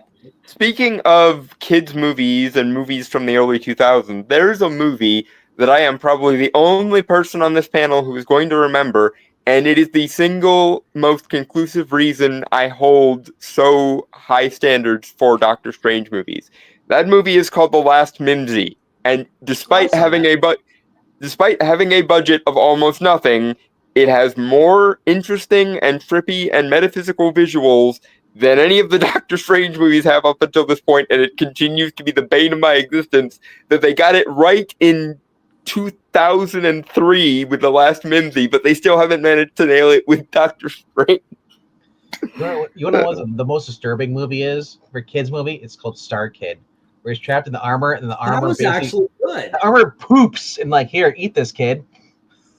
That was actually good. My daughters I took them to see it, and we ended up getting it on DVD. Do you and- remember that scene? It's just this traumatic. You're watching it. I saw a clip. I was like, this can't be from a real movie. It's from Stargate. Because he can't get armor, so he's like, what am I going to eat? So the armor eats something, and it regurgitates, and he's like, oh, eat this. He's like, oh, I was You know, I like, don't know that's about- gross. Back in the, I think it was the early 90s, late 80s, early 90s. There were two movies I always confused as a kid. It was, and they were, one of them was called, I think, A Cat's Eye, and the other one was Cat People. Okay, Yeah, okay. Cat's Eye was a PG-13 movie based on Stephen King short films, and Cat People was a remake of an older film I mentioned in the 1950s. I think it might have been 40s. I don't remember. District Oh, that was a 9. remake. But it Yeah. had Natasha Henstridge in it. Kinski.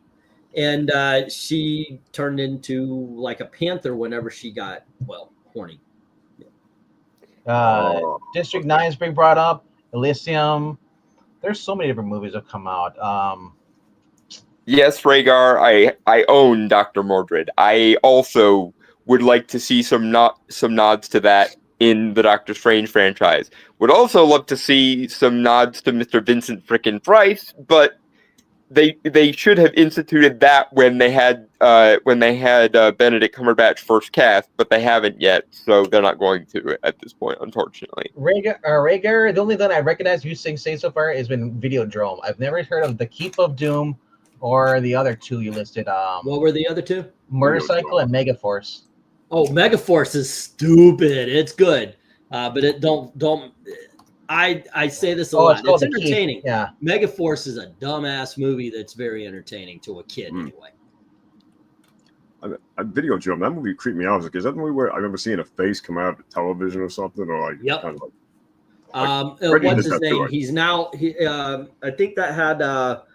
He's really a Republican actor now. He played Hades in Hercules Disney film.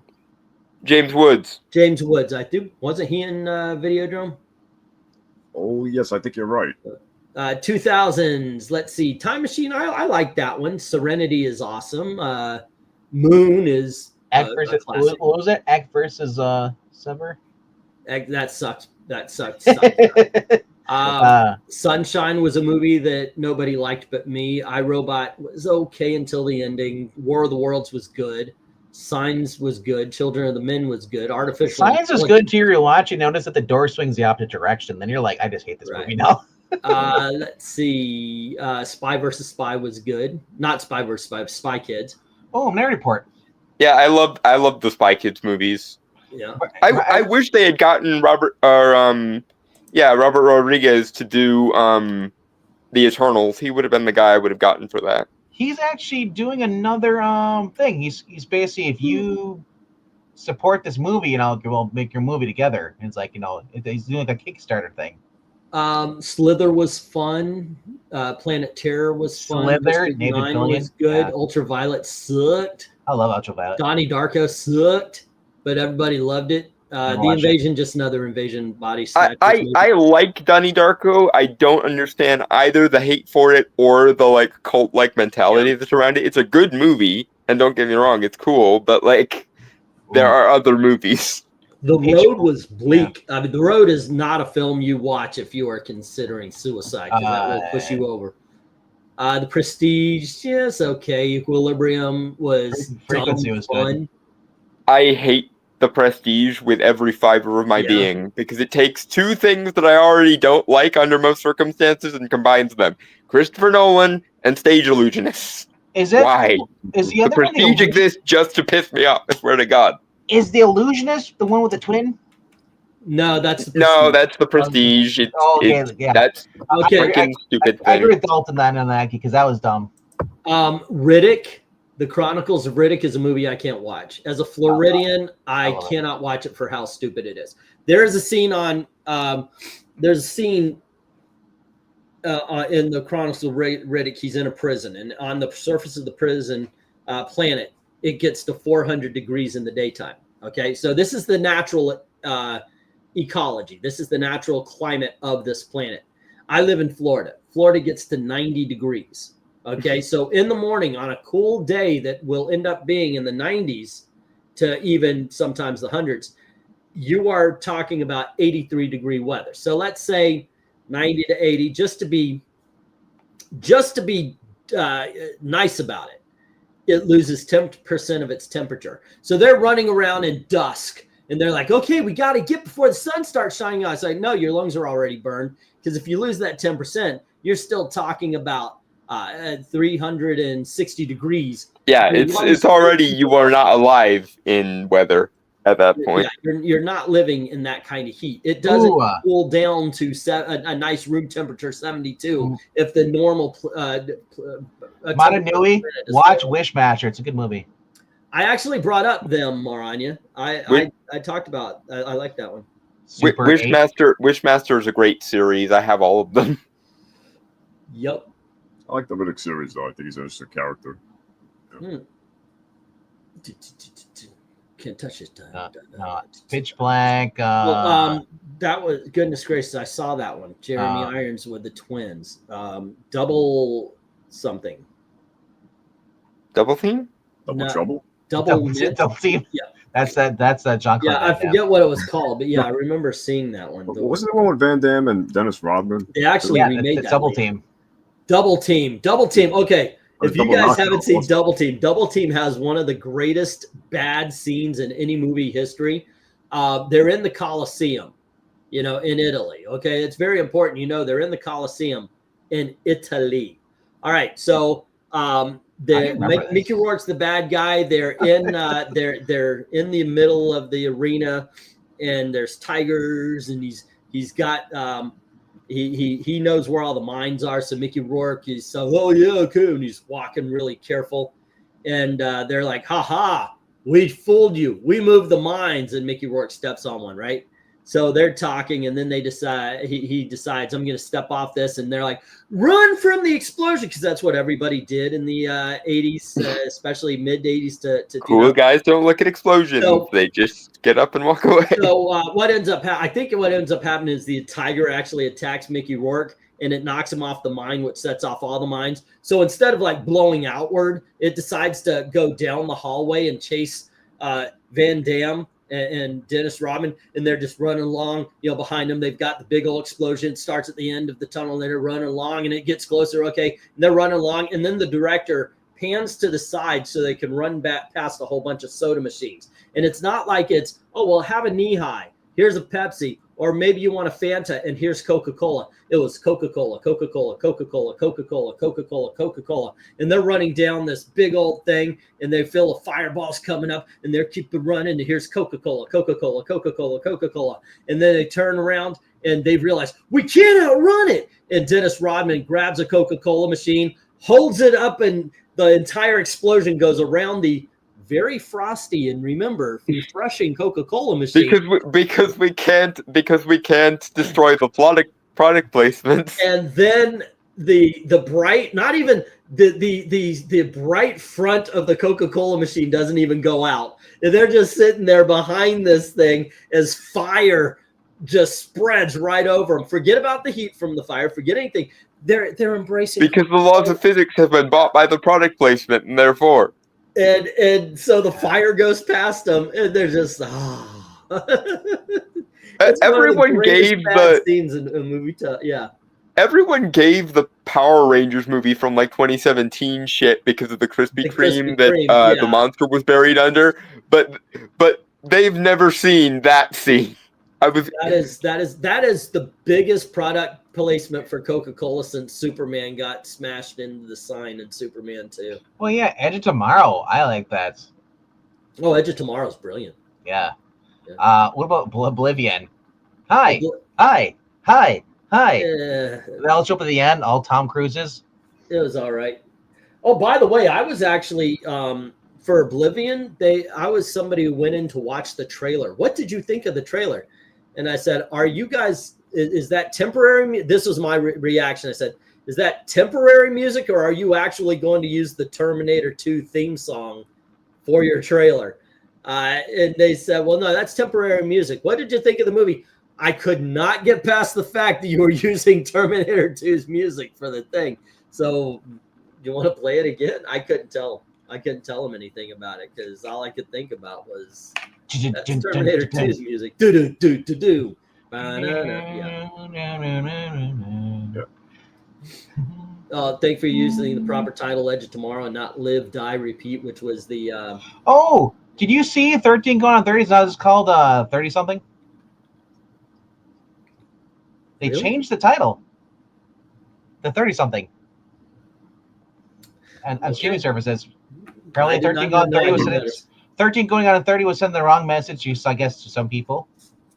It wasn't 13 going out with 30. That would have been a wrong message. Yeah. Oh my goodness gracious! No. What if the explosion goes off in their face? I also haven't heard anyone mention the film every male should watch as a rite of passage. The Thing. Yeah, I guess you could count that as I sci-fi. thought and Live, not Die, horror, Repeat but was Happy Birthday. It's one of the best remakes of all time for Yeah. sure. I love it. Yeah, the Westworld movie is goofy but fun. And yes, I did see Quest for Fire. But I saw it when I was 13. I watched it again when I was in my 40s, and it's okay. When I was a kid, though, oh wow, Yeah. No thanks. no Ray Dong Tong, like naked through it. Yeah, no. All right, You ever see Sleepwalkers? the cat movie. Yeah, with the mom and the son. Yeah, wasn't that Olivia Hussey from she played in Norman Bates 4? It was her too, wasn't it? Oh, is that who she? I'm just gonna start clipping these, and everything you say is quiet when Gail's not there. I'll just have it on standby to play. And make a video called It's Gail the super Watch cut. This. Yeah. Don't watch Gail. No, I have to watch. Don't watch this video, Gail. Yeah. I did see Sleepwalker. I didn't care for it. What do you think? I thought it was interesting. I thought it was a little weird. I could be off, but wasn't there like some kind of incest in that movie with the Yes. mother? Yeah, There was, Olivia right? Hussey had sex with her son in that movie. That's why I wasn't remembering. I just want to make sure I was remembering. Character wise, not she didn't say, "Oh, by the way, this is my son. Can you film this?" She didn't do that. But the character was the mother of the son. Yeah. You can't tell me that Charlton Heston was not high on sparkly stuff the entire movie. What? Oh, Mega Man. Yeah, that was pretty good. I prefer the Vincent Price Last Man on Earth, but it's all right. The only thing that ruined me for the Omega Man is when you see that the fat albino guy. I keep thinking the Princess Bride. Raise it up. Oh, yeah. Yeah. So every time I see it, it's like I can't unsee it. It's like, Storming the castle. Close to That might be the single greatest like fantasy adventure movie of all time. Princess Bride. Yeah, it's a lot of fun. I remember me and my friends went to see it, and they were mad because it was my turn to pick the movie.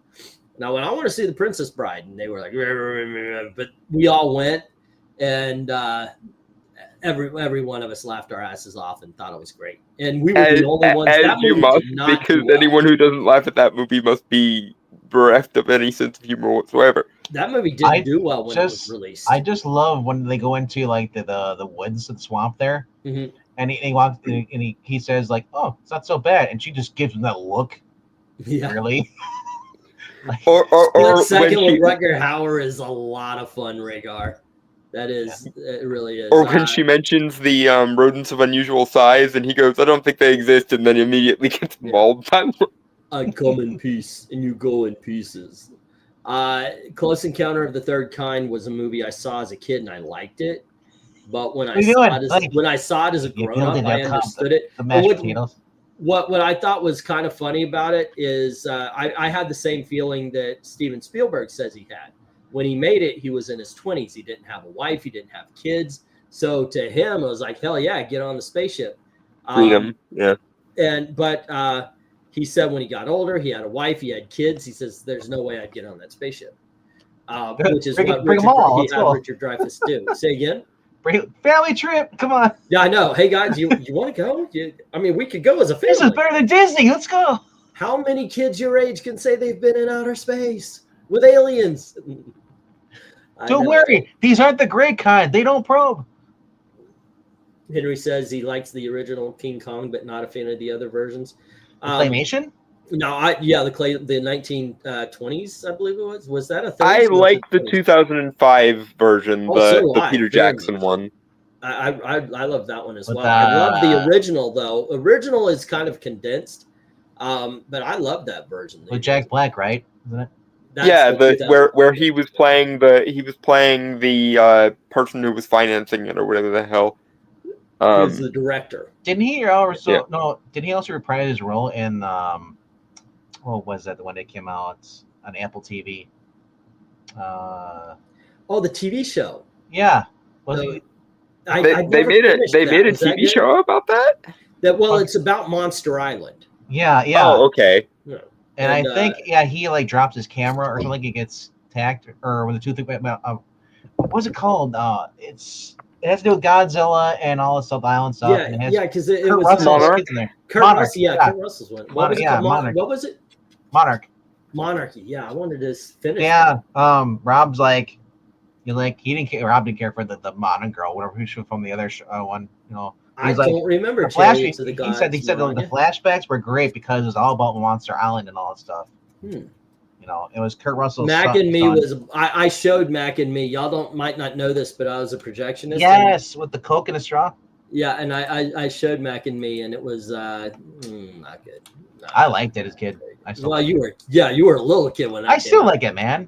It's cool. It's kind of funny that you might when movies that you have a little nostalgia for, you can still watch even though they're way out. The only one I'll never watch is Follow Goes West again. I hated that movie. You as a hated kid. Five Goes West. Wow.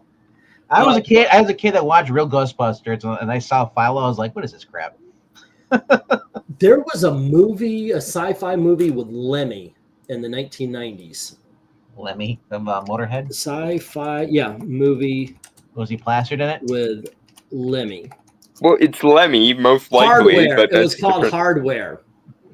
And I remember I took me and Rob would go. It was when I was actually a manager of a movie theater, and we used to share tickets. So, like, if somebody else's theater didn't have a movie, they would come to our theater if they had a movie we didn't have, and that way nobody had to pay. And so I said, okay, let's go see this film. It's the only one I haven't seen in town. It's called Hardware. We went and saw it. And in the first 10 minutes, Rob says, fuck this shit, like out loud, fuck this shit. And he gets up and he goes, and I walk out, I say, you okay, man? He goes, no, it just sucks. Go on in. You can watch it. I don't care. So I go in and I'm knowing Rob, that doesn't surprise me.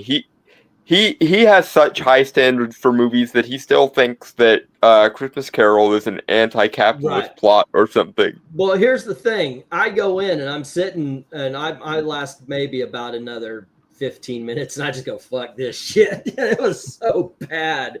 That movie's It really must have been bad if it got to the end of your bottomless pit of endurance.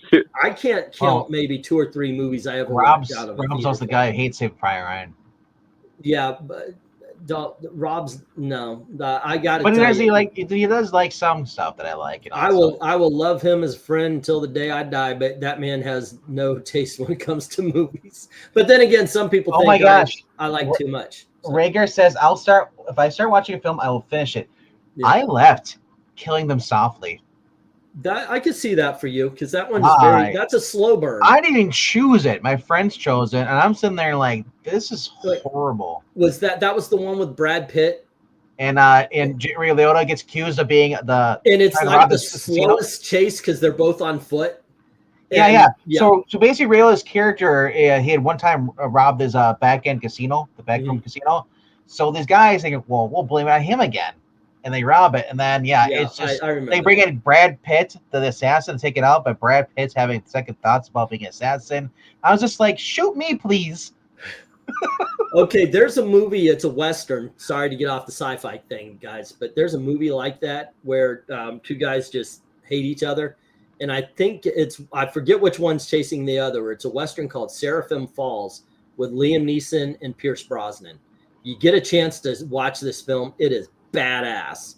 And it basically is 1 2-hour long chase on foot. And it's a great film. Highly recommend it. I bet those two played off each other really well in it too. Oh yeah, 'cause- it was fantastically acted. Hardware Wars was on HBO as a short. They showed it in between movies. I must have seen that thing 100 times. Laughed my ass off when I first saw it and started quoting it and all that. I had to ask my parents what a martyr was because of that movie. Ebert gave Killing Him Softly 2 stars. No matter how much I want to walk out, Rhaegar sits. There's only about 2, maybe 3 movies I ever walked out of a theater on. I don't even remember the second one, but I know there must be another one. Well, there's probably a reason I why don't- you remember it's probably that bad. Yeah. I don't think I've ever walked out of a movie, but I had to watch James Cameron's Avatar 4 times before I could actually make it to the end of the movie without falling asleep. Because Took the me first two- 3 times I fell asleep in the dang thing. Took me 2 times to finish Jessica Jones season 3. I still have it. I almost still- walked out on The Dead. The Dead Don't Die was so boring. I didn't watch it in a theater. I watched it on streaming, and by God, that was a dull ass film. That movie was dull. Yeah, I remember a movie I had to watch for school. It's called My Left Foot. Oh God. Well acted, Bad yes. Well acted, but I wanted to give him, some one of my limbs so he could not have to do his foot. I'm just like, Can I just hand him a couple of paint cans so I don't have to spend the money? Thank you. It's mixed.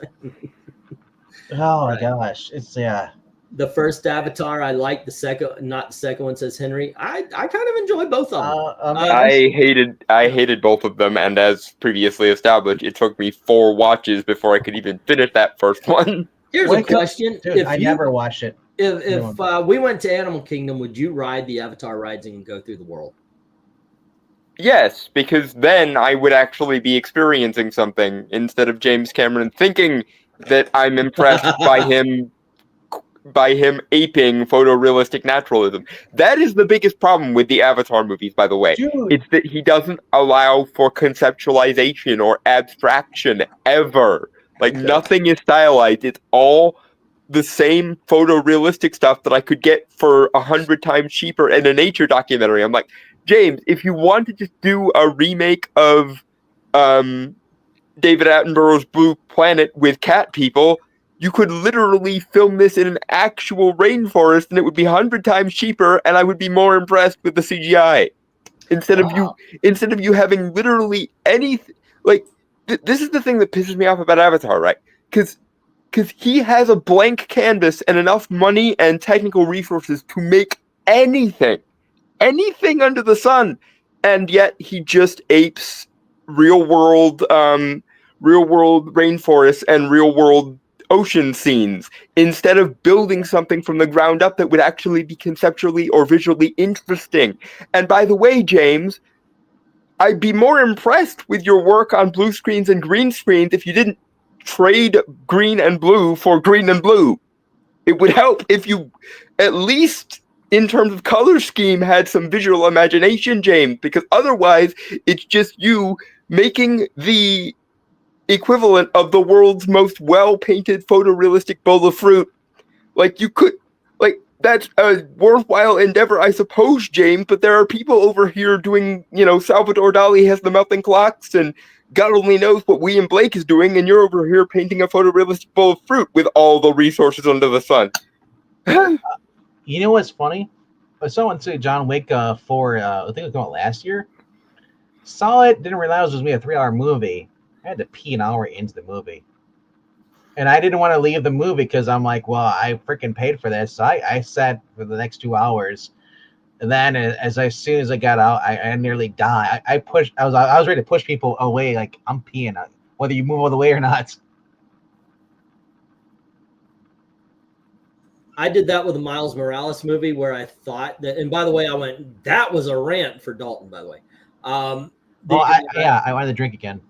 But I did that. I was watching Miles Morales, and I was like, okay, I gotta go back. No, I'm gonna sit. I can last. It's only an hour and 20.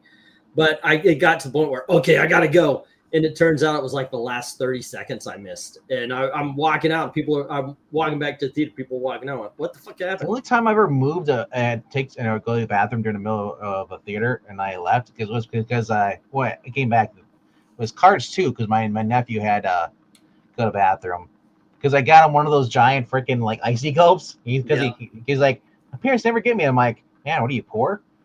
It's like, you never get this. It's just so, can I have this, Uncle Matt? He's like, sure. I was like, Apparently they're poor and Italian. yes, Italian. So yeah.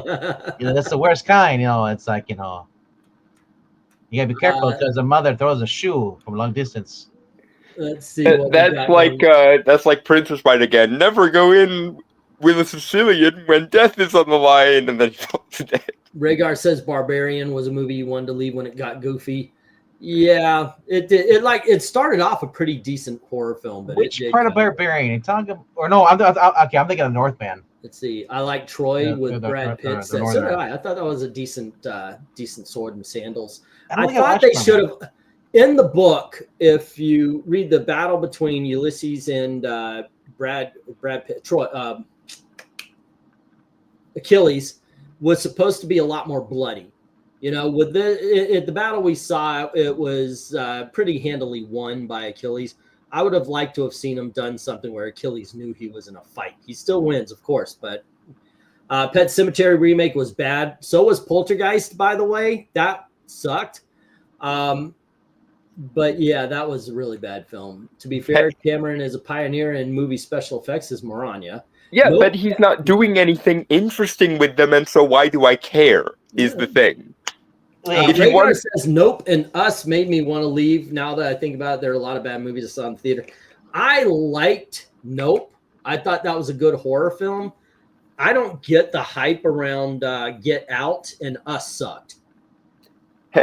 Henry, to be fair to your point, how do you know you don't like a movie if you fall asleep in it? That's why I saw it 4 times, because it took me 4 times watching the thing before I could actually make it to the end while I was still awake. And that's how I know it was a bad movie, because good movies, or even moderately competent movies, don't put me to sleep, period. Do you want to know how I know if I like a movie or not? Am I looking at my phone the whole entire time? You look at your phone in the theater? No. You and I would have words. Actually, and if I do look at my theater, I'm at the very top. Someone's almost sitting behind me. I usually am putting my foot up on the ADA bars, so I always get those seats. Boom, boom. Yeah. But I mean, like, if I'm too busy looking at my phone instead of actually watching the movie sucks. I just get up and go. It's part of the gift. Stargate, yes, thank you. That movie was bad. Right. Do you like the Planet of the Apes and the sequels with Jay? I think the Planet of the Apes is one of the greatest franchises of all time. Yeah. The originals are amazing, and the new ones are amazing. Yeah, the new ones are actually really good. Like Rise of the Planet of the Apes, or whichever one came first, was how you do a prequel properly, because you actually get to see how we get from A to B there, and it worked really well. One thing I will say, I am always on the side of the humans, by the way. So, and like I think it was Planet of the Apes 2 or 3, where the apes revolt and kill all the people. I did not like that. The one with Woody Harrelson, where he starts getting the disease, and starts making them like they can't remember things and start dumbing them down. Like I felt so bad for them. They do a good job making the humans unsympathetic and arrogant, though, so it's nice to see them get their comeuppance. For me, I don't automatically side with the hero if the hero's being a dumbass, and I don't automatically side against the villain if the villain's being competent. That's always been a thing for me. Like, ever since, watching Disney as a kid, I always wound up liking the villains more than I liked the heroes, because the heroes were occasionally very, very dumb, and the villains, at least, like, even if they were being spiteful and shitty, you could relate to their desire for revenge or comeuppance instead of the hero being kind of a dumbass. I was shocked they went back and actually referenced the James Franco one. No, in that one movie. Yep. There we are. Dang it! He keeps unmuting himself. Yeah, I said I do like both franchises for Planet of the Apes, though. I did never watch the last one though. The final one came out. The what is it, Kingdom? Kingdom of Yeah, Planet. Kingdom is this one, the medieval Is one. that after get rid of Caesar? I'm like, I don't really care. I could see that. Stargate movie put me to sleep in the back in the day. I enjoyed it, but I can it understand it. didn't hold up to me. Like, it's not one that I go back to. I Okay. like Stargate as a movie, but I absolutely hate the ancient astronaut hypothesis as a concept, and so it's always weird for me because I like Stargate as a movie. I hate it that it's lending credence to the ancient astronaut theory, because the ancient astronaut theory is shit, and everything that's ever been connected to it is shit. Okay, here's a science fiction movie not a lot of people know is a science fiction movie. Happy Birthday to what is it? Happy Death. Happy Death Day is the one you're That- thinking of. I really want to see the third film. I like this trilogy. One starts off like a time travel slasher film, and then the second one, they were like, okay, so how did that time loop happen? And it's a sci-fi movie where the killer's just secondary, and it really delves into the lore of the film. I like the second one a heck of a lot better. Than Yeah, the first. I hope they do make a third one. That franchise is fun.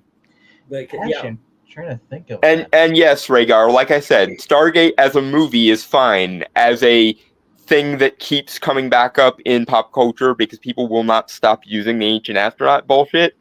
That's the thing that annoys me. That's also one of the reasons I hate the first two Thors, because they do that. They do the Arthur C. Clarke / Eric Von Daniken thing, and everything that thing touches is shit. I don't know. I actually like the first Thor, and I don't like the rest of them. I love Ragnarok. I tolerate the existence of Love and Thunder. Both of the first two Thors are right towards the bottom of my top. I think we're up to 48 now. I only liked the second one. What was it? Dark Elves? Dark World. Dark the World. one. Yeah, I with only the liked Ether- Dark World and Love and Thunder. I didn't like the others. I The really second do one? think that Thor is. It just didn't work except for Dark. Well, it's like you went from like you're going from basically like Walt Simonson Thor, and then you're going straight into like Jason Aaron. Yeah. Yeah, which is why Love and Thunder I tolerate, but I would still rather watch Love and Thunder 1,000 times before ever watching either of the first two again. So I put Love and Thunder up at the top of the MCU list, along with movies like Captain Marvel and the Marvels, stuff like that. You know what? Yeah. You're speaking of- Ragnarok is the only good Thor movie so far. we're talking about time travel. There's one I loved with Frank Grillo. Oh, yes. Boss That Level. was good. That's the one where Mel Gibson's the bad guy. Bad guy, and Yeah. he keeps dying and keeps repeating the same thing over and over again. It really is. I mean, a lot of these movies feel like video games where they keep dying and such, but this one really does, because he's got to go and he fights to a certain level. It's almost like Edge of Tomorrow. He fights to this level and goes back, then fights to this level and goes back, fights to that level and goes back, until he finally reaches the big boss. He never figure out how to get past the last one, and then finally realize, oh, I'm being tracked. Rhaegar, Love and Thunder is fine. You just have to be prepared for 2/3 of the jokes not to land. That's what I can convey to you, my friend. Yeah. Also, if they were smart, they would have made Gore the God Butcher the villain protagonist, similar to what they did with Thanos in Infinity War. But they still give Gore enough to be villainous with. He's still one of the better MCU villains, but in a better version of Love and Thunder, he would have been the main character in a similar way to the fact that Thanos is the main character in Infinity War. Had they done that, it would have been a much, much better movie.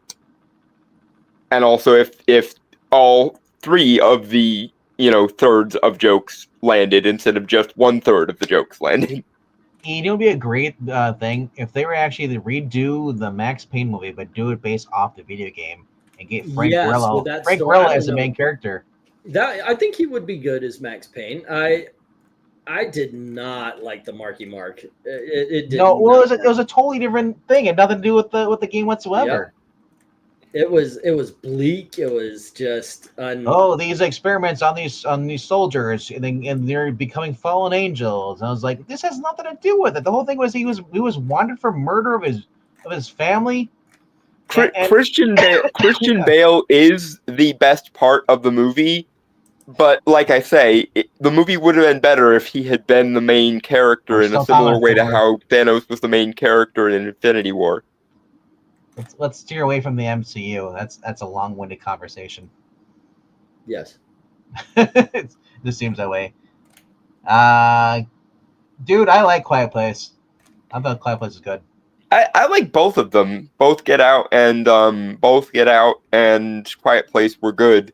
Although I don't see why the critical class creamed themselves over Get Out like they did. Oh, I don't get it either. I just it was at best okay. I just didn't understand why the whole Get Out is swapping bodies, right? Kind of, yeah. So why would like a brain transplant? Why would you go for the guy? Yeah, that's right. That was. If you're white, why would you become black?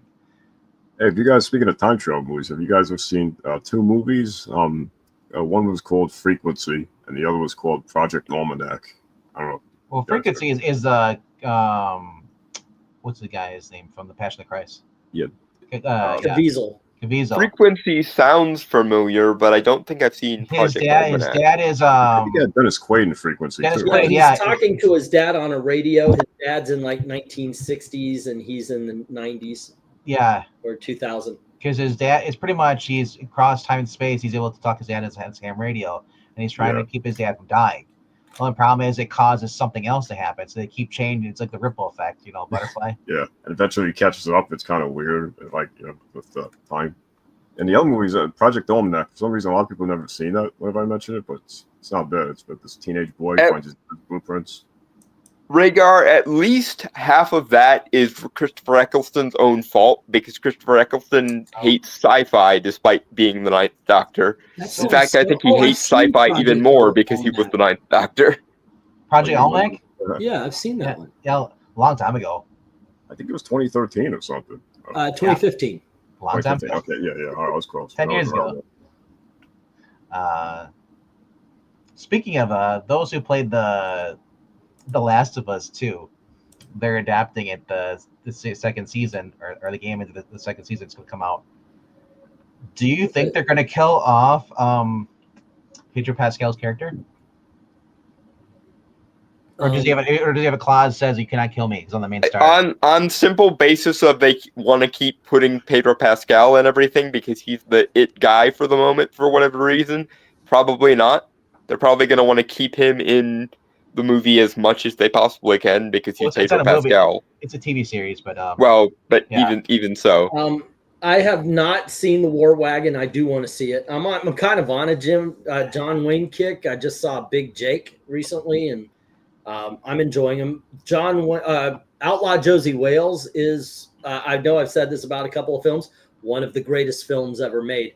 I was 8 or 9 when I first saw Josie Wales, and I had, like every other boy in the 1970s, I had my cat pistols, and I had them in a holster, and there's a scene where Josie Wales goes up to some soldiers. They're just hanging out, and he walks up, they recognize him, and they all stare each other down.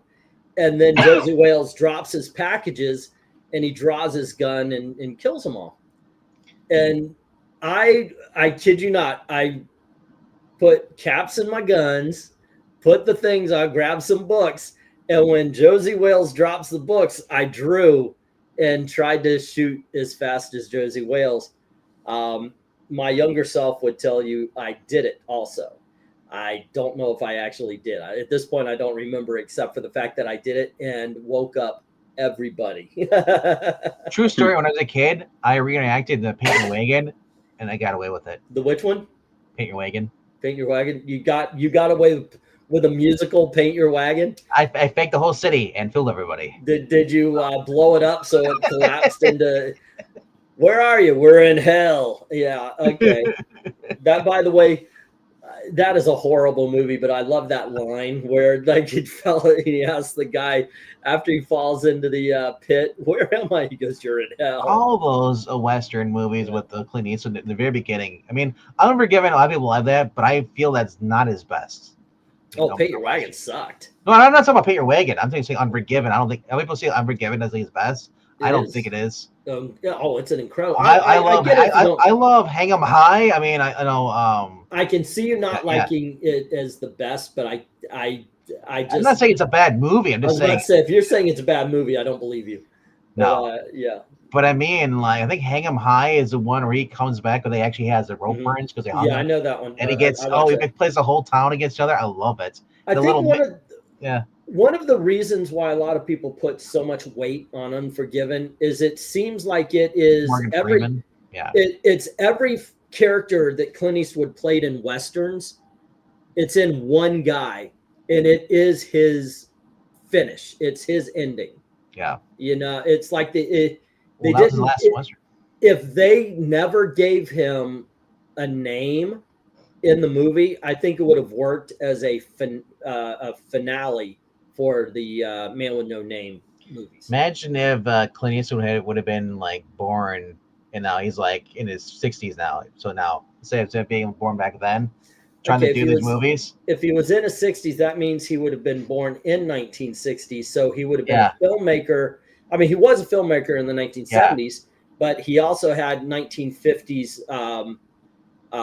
pay for play. It wasn't pay for play. It was you were hired by a studio. So he was very much in the studio system and he escaped it. So that kind of formed him as a director going on. It is something to say that he might not have the exact work ethic that he had going through, but we may have gotten similar films because he really didn't get huge until the late 60s, early 70s. Yeah. So, there's a chance we would get stuff like, what is it, the Iger something or other? Sanction. Thank you. The Iger Sanction, Play Misty for Me, the Dirty Harry. There's a chance that we would have gotten movies like that. I think if Clint Eastwood were born later, he would be in roughly the same position as Kevin Costner is right now. Maybe, but yeah, he would be 20s. If he was born in 60, he'd be 20 in his 80s, actually. Wow. So, he would be more of an 80s star than. Do you imagine Clint Eastwood in Horizon? I'm absolutely wrong. A younger Clint Eastwood in Horizon. Let's see. Naughty Dog has done a good job of pleasing the audience and talking to them in a very mature way. I like video game conversation, probably not one you Faking get. a Western town full of people. That was in Blazing Saddles, which is obviously a classic. Pale Rider and High Plains Drifter are awesome, says Yeah, Comics. I agree. said he is. I don't think I've watched a bad Western with him. With Clint Eastwood? Yeah. Two Meals from Sister Sarah and all that stuff. I don't think I've ever. I love that movie. Yeah. That is a really good movie. It's just kind of like those two, like, they never married, but they dated, I guess. It's like Kevin Costner with baseball. You might not like a Kevin Costner movie, but I'll guarantee you like a Kevin Costner sports film. You put him in a sport. Tin Cup was golf. He was good in that. You know, the Field of Dreams, Bull Durham, For Love of the Game with the baseball. The only one I know that gets backlash is Draft Day, but he's not technically playing a sport. But I still like that one, but I don't understand. That's the only one I haven't seen because it didn't look appealing to me. Well, there's no sports in it. It's all about the draft. That's it. So, I the actual stat part of it, presumably. I liked it for the dialogue, but I found out later that it was so inaccurate on how the draft actually works. So, Piranha, he turned down Jonah Hex. They tried to get him back in Jonah Hex in early 2000, even in 1999. Run up Batman Beyond. But if he was 20 in 1980, he would be like Tom Cruise and so I just don't think he'd be doing a much serious movies though, because I think what allowed him to do the movies he did is because they were doing it earlier, the earlier Hollywood version versus now. He would be coming up through 1980, so you figure 1970s was kind of a year of exploration. It was a year of Westerns, experimental drama. films. Yeah. Because you had dystopian such films. You Yeah. had such a bland and clean 50s and 60s. For a lot of people, it was just that way. And so when the 70s and they got kind of freed themselves, you had stuff like Jaws and Star Wars, which were groundbreaking. I know. But Eastwood, Yeah. he was in the 80s, 1980s was very big, but it was also very corporate. So it's a lot of difference. Just look at the movies he was doing in the 80s. If there had been a younger Clint Eastwood, there probably never would have been a Harrison Ford, because I can see Clint getting Han Solo. like Indiana Jones and Han Solo over Harrison Maybe, Ford. maybe. Well, look at he did The Rookie with Charlie Sheen. Yeah, I'm afraid we get a lot more of those. That was if in he the I think that was 1990 or 91. But what was the other one? Clint Eastwood did not have a great 80s because Was it Air Fox? Firefox. Firefox. Early 80s. Yeah. That was a little slow. Imagine younger Clint Eastwood replacing George Clooney in Attack of the Killer. You know what? Bad comics, don't put those nightmares in my head. George Clooney was brilliant in Return of the Attack of the Killer Tomatoes. One of my favorite scenes though is when they run out of money, so they have to do product placements, and the guy starts lifting up a cereal box in the middle of a conversation. Just the characters talking, and you see like Apple Jacks pop up. Imagine Clint Eastwood as Alex Murphy. Yeah, I can see Speaking of replacing George Clooney, imagine Clint Eastwood as Batman in Batman Forever and Batman and Robin. Yeah, I don't know if he would do Batman. Like I said, Batman Beyond would have been perfect for him. Get off my. And you saw Gran Torino. Yeah. You're like, dude, get off my. Are you lawn. kidding me? I had that at the beginning of a lot of videos back in the day. Get off my lawn. Just that look, that's gosh. He's like, oh. It's like. Did you hear me? Get off my lawn. Clint Eastwood is RoboCop. A man's gonna know his limitations. I'm not a man anymore. Start shooting people. That would have been great. A lot of those movies probably would have been slightly less comedic and a lot darker, just to play off Clintness. Oh my gosh, Clint Eastwood starring opposite of Liam Neeson. Just put Clint Eastwood in Liam Neeson roles. Well, now he's 90 something. I don't think he would be. I think they would need more than 60 cuts to get him over a fence. Clint Eastwood in just any of the Gray or what was the other one? Liam Taken. Neeson, the big one. Taken. Clint Eastwood. I can imagine him delivering that speech, the speech that everyone remembered from Taken. That would be cool. Yeah, but Dark Man, Clint Eastwood.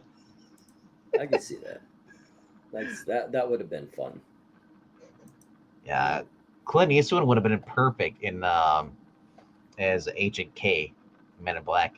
I could see that. I could versus see Tommy Lee Jones is having it's just like Tommy Lee Jones though.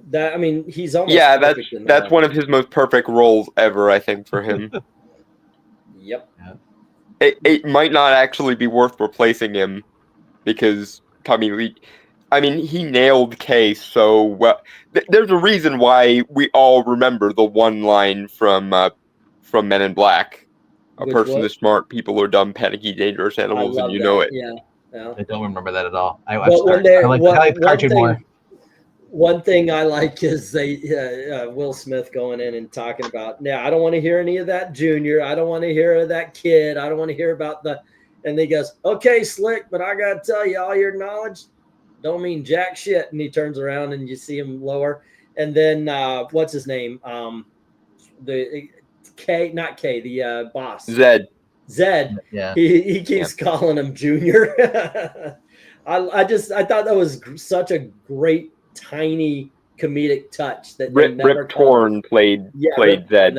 For anyone that doesn't remember, Rip Torn is the villain in Beastmaster. I hadn't seen Beastmaster in a decade or two, and I rewatched it. I told it was a joke. I said, Elizabeth, you have to come in here You have to sit down and you have to watch this movie. It's one of the most important in the world. And I showed her Beastmaster, and I was like, "Oh my gosh, it's Rip Torn! He looks so dorky." Yeah, Linda Florentino, I think she's the one from Vision Quest. Wasn't she also in Men in Black as the mortician? Yep. Then she The became, one that totally should have been Jay's partner, but they brought back Tommy Lee Jones because he was so popular. in the second one, yeah, it was because in the cartoon series, continued from the first movie, she becomes Z. She works with them for them.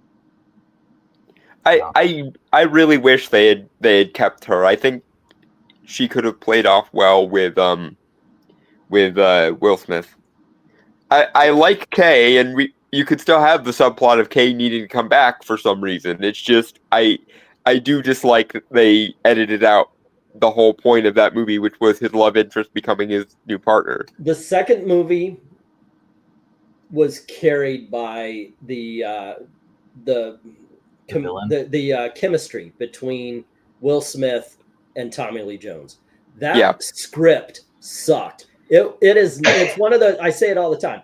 But they make it work by sheer force of charisma and will. And the reason why it was entertaining is because Will Smith and Tommy Lee Jones work well together. But otherwise, no. Firefox. Yeah, and I think you still could have. I think you still could have had that if he still had the female partner. It would have been interesting to see her come into her own as an agent, and I really hate that they didn't do that. It would have also tied in. You could have gotten rid of her at the end of the movie. Have her be the light, and that's promoted, etc. Yeah, and that's why she could recognize that there were aliens around. Yeah. So. Oh yeah. It just blows my mind because I'm like, I never put two and two together. Edgar, Vincent D'Onofrio. Mm-hmm. He's the bug guy. It's like we're in the skin. Yeah, he did well in that. Something to watch out for in that one. You see, she makes some sugar water because giant cockroach. Right, and he's like, more sugar.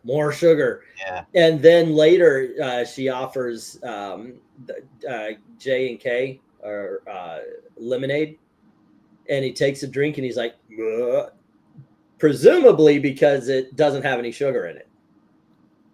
Okay, I thought. Or because citrus tends to be anti-insect. I just love the fact that it was the Men in Black. The two J and K take a drink and it was too sour because there was no sugar left in the house. So the cartoon capitalized on that movie, and they brought the worms into every episode, and they're just basically addicted to coffee, and they were like little sidekicks to them. Yeah, it's forced to doing things they didn't want to do because they're cowards. They play that off they have it in the ride also.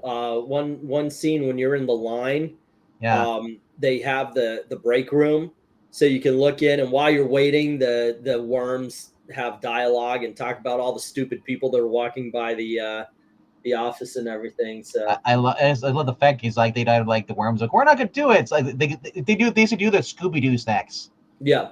For coffee, fine. You talked us into coffee. We can't give a coffee. Clint Eastwood was in Tarantula. I remember that one. Yes. And Revenge of the Creature from the Black Lagoon. By the way, the Creature from the Black Lagoon was shot in Tallahassee, Florida. When we lived up there, we could take boat rides. And if you were a good enough swimmer, you could swim down to where they filmed the Creature from the Black Lagoon. The problem, however, is if you actually did swim down, you swam past the air bubble fence and you could be gator food. So don't recommend doing that. You got to watch Mr. No Legs. Mr. No Legs? That's the one where the guy is basically real life. He's a guy. He's a veteran. And he has no legs, but he's like a assassin in this group working for this drug lord. And the movie is produced by the guy who was in the suit of the Creature of the Black Lagoon, and that one of the kids working there gets bumped off is the kid from Flipper. Okay. It's so messed up. Rob and I reviewed it last year, and it's just like we just came across him. I'm like, what the heck is this? The guy is like a black belt, but he's got no legs. He's just got arms, and he has like double shotguns on where the armrest, where the wheelchair is. Sometimes you just got to enjoy a bad film. Henry's bringing up Dragon Slayer. I haven't seen that in forever. Oh yeah, yeah. The Peter McNichol, I think is Command Me, Lord. Yeah, the guy from Ghostbusters too. Yeah. Yeah, I remember it being, as a kid, I liked it, but I thought it was kind of slow. I don't know if I would. Well, like that it. was the first time I saw a movie where a chick was hiding on as a boy. Which one? And Dragon Slayer, because her Oh, dad. that's right, because they sacrificed the virgin. Right. Yeah. The Sword and the Sorcerer, is that the one with the double-bladed sword where you could fire the blades out of it? I haven't seen that in forever either. All these good bad films. No. And if it was a 1980s swords and sandals film, you should watch Barbarian Queen with Gail. Why? It's a great movie. Lady Hawk is on Tubi right now. Did you see Lady Hawk? Yeah, a long time ago. Oh, I love that. With Matthew Broderick, my favorite Godzilla actor. Well, it's the best Godzilla movie for sure. It's a giant pile of shit. Well, I mean, that was in the movie. Yeah, there is a pile of shit. Flesh and Blood was Rutger Hauer and Jennifer Jason Leigh. That was okay. I thought Flesh and Blood was Return of the Living Dead. No, song. It's a medieval movie. Lady Hawk, yeah, Rutger Hauer. Blind Fury, another good one. It had 3 blades. Thank you, Bad Comic Review. Wizards and Lost Kingdom, Destiny. I don't even remember those. Sword and the Sorcerer. I might remember if I saw a picture. Is that the David Carradine one? Which one? Sword and the Sorceress. Sword and the I don't know. I don't remember it. I remember watching it, and I remember the swords. That's what I remember from it, but I don't know. Yeah. But about Dragon Wars. You ever see? The thing is there were so many. It's like if you talk about ninja films from the 1980s, I would have to see pictures to know which ninja film was which movie, because there were so many of them, and they're all trying to rip each other off, basically. Yeah. Italian Stallion, Frank Nero, and Revenge of the Ninja. They had the same thing like anime films or manga films have, where you slice the chest and blood just spews out. Yeah, Hammer Horror guys. Yeah. Jim Cotta is not good. Jim Cotta is not a good bad film. That is just. I have not yet reviewed that with Rob yet. It'll be a first time watch for me. Jim Cotta is a horrible film. Jim Cotta is one of these movies like, oh, you will be trained by absolutely the best archer in the world, and now we need you to go into this tournament, and you will be trained by the best martial artist in the world. You'll be. Why don't you send all the best of these as a team? Yeah, instead of relying on just the one dude. You want the gymnast to go as a team. I watched some weird movies in the 80s. I watched American Anthem about a kid who wants to be a gymnast. You know, he's from the wrong side of town and nobody wants to do it. He's not. No, and what was the other one? Rad, which is pretty much the same movie, but it was with bikes. Bikes, yeah. That's the Tom Cruise factor. Tom Cruise in the 80s was the best in the world, and let's go from there. If it was best bartender in the world, best race car, that was 90s. Yeah. Best Top Gun fighter pilot, best anything. That was Tom Cruise movies for a long time. He's the best, fill in the blank, in the world. He also defeated the devil. Yeah, it should have probably been a sign of just how big his ego was that he kept insisting on best X in the. Oh, by the way, I saw something. It was here you go. Gotcha. By the way, is a good fun film. Gleaming Cube, Pump Up the Volume. It was it starred Anthony Edwards and Linda Fiorentino, actually. And he goes into Russia and he's playing this game where they shoot each other with darts or something like that, or paintball. I forget what it was. Yeah. But they Russians mistake him for a spy. It is silly, it is stupid, and it is a Linda Fiorentino movie or actress, because she was hot in Vision Class. So I was thinking like, yeah. Oh yeah. It was every man's dream. The older woman taking interest in me. Like you're underage. She was a Men in Black, right? Yeah, she was she was in the morgue. She was also in it was called Bound. She was in a couple other ones. She was in Bound. Bound, I Jen- think it was called. I know Jennifer Tilly and Yeah, that's Gina Gershon and No, there's Jennifer another Tilly. one she was in where she was like a Jade? gangster. Is like a Oh, I know which one you're talking about. yeah, I what can't remember what it's called Jade? though. Yeah, now Jade was Jade, and then there was Yeah, another Jade, one yeah. too. Yeah, she's in quite a few movies. let's see what do we got going on. Stigmata, that was all right. Born American. Dogma was the last one she's in, and then after that she was gone. Was Born American the one about the family, the dad or the boyfriend or somebody was abusive? Let's see, Gleam in the Cube with Christian Slater was good. I also, by the way, like the Christian Slater, Helen Slater movie, Legend, which is Billie Jean. Yeah. Billie Jean, The Legend of Billie Jean. Yeah, thank you. For all these years, I never knew that he was even in until I saw a clip. I was like, oh my god, Christian Slater's the younger brother. I was gonna say because when you mentioned Legend, I was like, wait a minute. He Not doesn't Tom mean Cruise Legend, but Legend of Billie Jean. Yeah. Yeah. So You see I that other told you movie guys with, I know movies. I have seen so many freaking movies. I was a projectionist once for I don't have about a drink. 10, 12 years.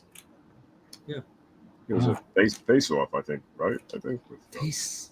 Christian Slater was on in Face Off. That was Nicolas Cage and John Travolta. Oh, it's Nicolas Cage. Oh, you're right. My fault. And they're Yeah, talking about 'cause they making a were sequel they to were that. playing each other, wearing each other's faces. I'm sorry. I'm thinking of Hollow Man too. Yeah. Hollow Man. Oh my gosh, I love Hollow Man, but I also love the Invisible Man. With I like Kevin Bacon's. Yeah. He was kind of. The one movie I like that nobody likes is Memoirs of an Invisible Man. I don't know anybody but me who likes that one with Chevy Chase. I've never seen it, but I suspect I wouldn't like it. based Probably on that. it's one of the movies like oh goodness gracious, the director John Carpenter. John Carpenter says he hates it because of how Chevy Chase treated him. Do you know what I'm gonna do? I'm gonna put Yeah. a ghost dad on one of these polls. Ghost Oh Dad God, was bad. It was really bad. I remember that in like it's in terrible. yeah. You know what? Now Ghost. I do remember this. Was this there was some sort of tournament or something about the prisoners in Born American, right? Like it was a chess thing or something, and they were going to escape, but one guy was too obsessed with it, and he decided to stay. Am I getting that right? Bad Comics Review. I mean, granted, I don't remember what I remember the name, and I've got pictures. But is that did So did then that actually happen in that movie some point in time? So yeah, so what happens? Okay. Yep. So what happens in Born America? He gets released from the USSR, and he goes back to being a woman again because now he can get estrogen again Right. and plays basketball. But by the way, if you recognize that, it's Deer Hunter, the Born American, where because Deer Hunter was the same thing where they escape, but Christopher Walken sticks around. Have you guys ever seen the older movie called The Tingler? Yep. It was Yeah. Unfortunately we never saw it in theaters where they actually put Yeah, like electrodes. buzzers. Yeah, my dad saw that. He said they put buzzers, and he said the original. I think it was House on Haunted Hill. They did this thing where it's like a skeleton. On Yeah, they had a string. skeleton fly across the Yeah. audience. Yeah, Bad Comics. I don't know what you're talking about. I've never watched that movie. that's cool. Right. Chevy Chase to me is much better TV actor than a movie actor. I've yet to see He him. is. You haven't seen Christmas Vacation, or did you see Christmas Vacation? I've seen Christmas Vacation, but I still think that he's did better on TV than he did in movies. What did like Saturday Night Live? What was he on TV other than You recently was on. I thought it was one of the Parks and Recreation. Community? Yeah, Yeah, Community's yeah. funny as hell. Let's see. Good Chevy Chase films. Let's start at the beginning with of course, Caddyshack. Fletch 2. Also seems like Good Times, Foul Play. Both of those were good. I like a movie of his called Funny Farm. I thought that one was good. Christmas Vacation is one of my favorites. Christmas Vacation, and Vacation 2. I'm somebody who Vegas likes- Vacation. I like Vegas Vacation. I did not like the one. I won about- the money. I won the money. Is he I dead like yet? his, Yeah. I like his wife. What was it, Beverly something? Yeah. The one I thought was funny was in come out here and show your Uncle Clark what you do for work. And the girl comes out and starts pole dancing. And Chevy Chase is just looking. And without even looking at his kid, he goes, don't have unclean thoughts about your cousin, Russ. Well, the other one is like the billboard with his wife in the towel. Yeah. Because the camera got stolen. That was in the second one. Yeah. European I like the vacation. entire let's see. He was actually good in a movie called The Man of the House. The movie wasn't good, but Chevy Chase was good in it. And Snow Day, but he only had like a cameo in that one. Yeah, Claude Rains, Invisible Man. Just that scene where he's skipping down and he's like, "Here we go, the nuts in May, nuts in May, nuts in May." Is it like that whole entire movie was great? Hollow Man was great too. So was Rona Mitra. Oh yeah. Yeah, she was good. She was a good pick for the I other never one. watched The Cell. The Cell was the one with Jennifer Lopez. It looked horrible. Wait. Oh no, it was awesome. The Cell was the Tarsem Singh one, right? Yes, and that guy, I'll tell you what. That's a guy I think who has he has an eye for beautiful movies. Like that they every frame of pause. The Fall, the one he did without any digital photography. The Fall is an amazing film to look at. Yeah. Now, you might not like the movies. I get it. The Cell, some people think The Cell is a slow moving, I can see why you would think it was maybe boring or something. I did not. I thought it was very good psychological horror film, but it was amazing to look at. And the movie The Fall, which you brought up, was 10 times so. Yeah, the fall only has the disadvantage of every time it flips back to the real world, I'm like, get back to the pretty things, please. Yeah. Oh, were you But it talking was about still- the? Oh, Oh, go ahead. no, I'm saying The Fall. It's not the one with the two girls like on this tall tower. Well, that's the recent The Fall. Oh, Yeah, You're not right. There is a movie movie. that was Different released Fall, about okay. two years ago. Tarsem Singh's The Fall is about I believe he's a con man, isn't he? The main character, and he's Okay. trying to befriend a terminally ill girl, and he's trying to befriend her by telling her stories, which we as the audience get to see. And my God, it's freaking beautiful. Okay, now, like I just ranted about for 30 minutes. You want to talk about a movie with great visuals? The Fall has great visuals. James Cameron's Avatar is just trying to remake a nature documentary with CGI instead of just making a nature documentary. Oh, what I remember is he was like a movie stuntman or something, and he was telling stories to a little girl in The Fall. Right. Yeah. Something along those lines. I swear I could remember him being like a con man or something. I don't It know. might have been one of the stories, and that's why you're remembering it that way. Like, Hey, what do you one think the of that stories- tonight's thumbnail? Did you check it? I didn't see it. Oh. Well, sorry. No, what was it? I'll have to upload it here unless you can go look on your No. tab. Let me see if it pops up when I hit YouTube. Oh, okay. That's cool. Little, I like that. I like that. All right. So I had a feeling we were gonna go lean into sci-fi stuff tonight. that was awesome. I like that. The Star Trek Next Generation. Yep. Yeah, I mean, I was looking at other ones too. There's like, if I ever go solo on my channel by myself, there's a little. I have a background with a TV, and I'm gonna like have myself. I've actually done before. Where I actually have myself in the TV. Put yourself talking. on the TV. Yeah, so you're just watching TV on a TV. Yes. Vincent D'Onofrio, Vince Vaughn, amazing sets. It really was. From Hell is excellent. The guy at the flea market I sell comics at had a whole bunch of DVDs for 50 cents, and that was one of them. Yeah. I bought like 10 of them, and so I'm going through them. I haven't seen the Right. From Hell yet. That is such a good movie, though. So have a good night, Henry. I'm probably gonna bounce too, man. It's almost 4 Remember hours. That movie called It Follows, which was kind of weird. That was all right. I like that one. Yeah, the director keeps saying, no, it's not about sexually transmitted disease. It's like, wait, how does the monster go from one to another person? You come, okay, yeah, it's sexually transmitted disease. 3 handshakes. Yes, of course, with your Jeez. genitalia. But yeah, okay. So anyway, yeah, you're right. It's 4. It's your show. You want to close it out? It's all you, man. Well, you guys get going. I'm just the host is Oh, leaving no, it. it's So No, It's it's 2:30. almost 2:30 here. It's probably a good place to call it relatively soon. Sleep is I was weakness actually just entering the want to body. recommend them. I wanted to recommend a movie for Dalton to see. It's right up your alley. Kind of dark, kind of interesting. Movie called The Invisible, about this kid who gets trapped kind of in between like life and oh yeah, death. the Invisible. Yeah. That wasn't Yeah. bad. 2000s. Yep. Yeah, could I see Dalton think liking I've that seen movie. it once already. I will have to find it again and It's- refresh it my is- memory I on would it. like to recommend to Dalton a film he would never watch. It's called Fried Green Tomatoes. It's got Olivia Dukakis and Kathy Bates. I have seen it. It holds no interest in for me whatsoever. I know. I was messing around. West Coast. It's only 11:25 p.m. I know, right? Yeah. Man, never that seen- means I you never start. seen Means Fried when I Green. started to stream, you started early on live stream. Like, if you no wonder you don't show up. We're like when we go live, we're on like 8 Eastern. Because I imagine it's probably like 6 something by you It's 6 o'clock. Yep. Oh yeah. or 5.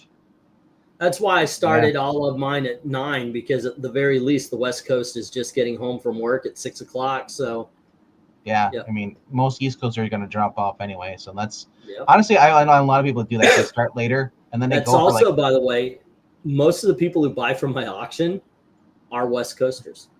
Yep. Yeah. Interesting. There's a handful from the East Coast, but most of them are in the middle. But Or you guys know the drill, though. If you haven't already done so, support this channel. Go to the Ko-Fi link. Go to cross stream. Ko-Fi Ben. Nice. Ko-Fi.com/Angleteam. If I love comments. Oh yeah, Angleton. It was actually a movie my father had asked me to ask you guys if you ever heard of. It's an older sci-fi flick called the Twonky. I don't know. Have you ever sound the familiar? Twonky? No, the Twonky, like TWONKY, like the Twinkie, but with a O. Never heard of it. Apparently, I it's like a think that sci-fi was comedy. referenced in an old episode of Jimmy Neutron. That's where I know that word from, but I don't think I've ever seen the actual movie. Maybe Bad Comics has heard of it. I don't know. It's called the Twonky. I don't know. I never seen it. 1953. Tweety college professor discovers his new TV set is an animate apparently possessed by something in the future. He should turn on regulating his daily life. Yeah. It's really like a sci-fi comedy or something. I don't know. Yeah. The name Henry is pronounced- Kuttner, Arch Obler, and C.L. Moore are his other writers, but it stars Hans Conried, William H. Lynn, and Gloria Bondo. Yeah. Alrighty. Anyway, kids, Yeah. there you go. Let's see. Tomorrow was Thursday, which we're usually off. So Yeah. Friday we're doing. No. Thursday you've got your show. Yeah, Thursday. Well, technically it already is Thursday, Yeah. but Thursday at 9 p.m. Eastern, I'll be talking about the best books of the week, showing off books with Brain, Zach, and Geek Easy. Ooh, Bless you. got a lot of dust in my room since I opened the windows up. I've been trying to. It's warmer outside, so it's like, you know, like when I vacuum, it still goes whoosh. Allergies too. No, I don't have any cats, so. Gail sits in this chair with that cat. So sometimes when I sit down, it hits. You know what I think is when you're not there, Gal's like, his cat rubs against the chair, Yeah, rubs she's- against the computer. Lick Just the rubs it chair. every- Lick the, Yeah, yeah. it's like, what the heck? Yeah, the stuff was fun. And then Friday we are going to be doing the Mandarin. So join us for that. And Mandarin as orange, always, yes, variant, the orange and variant. as always, thanks for hanging out with us, and thank you very, very much for watching. Have a good night. All right. Cheers, guys.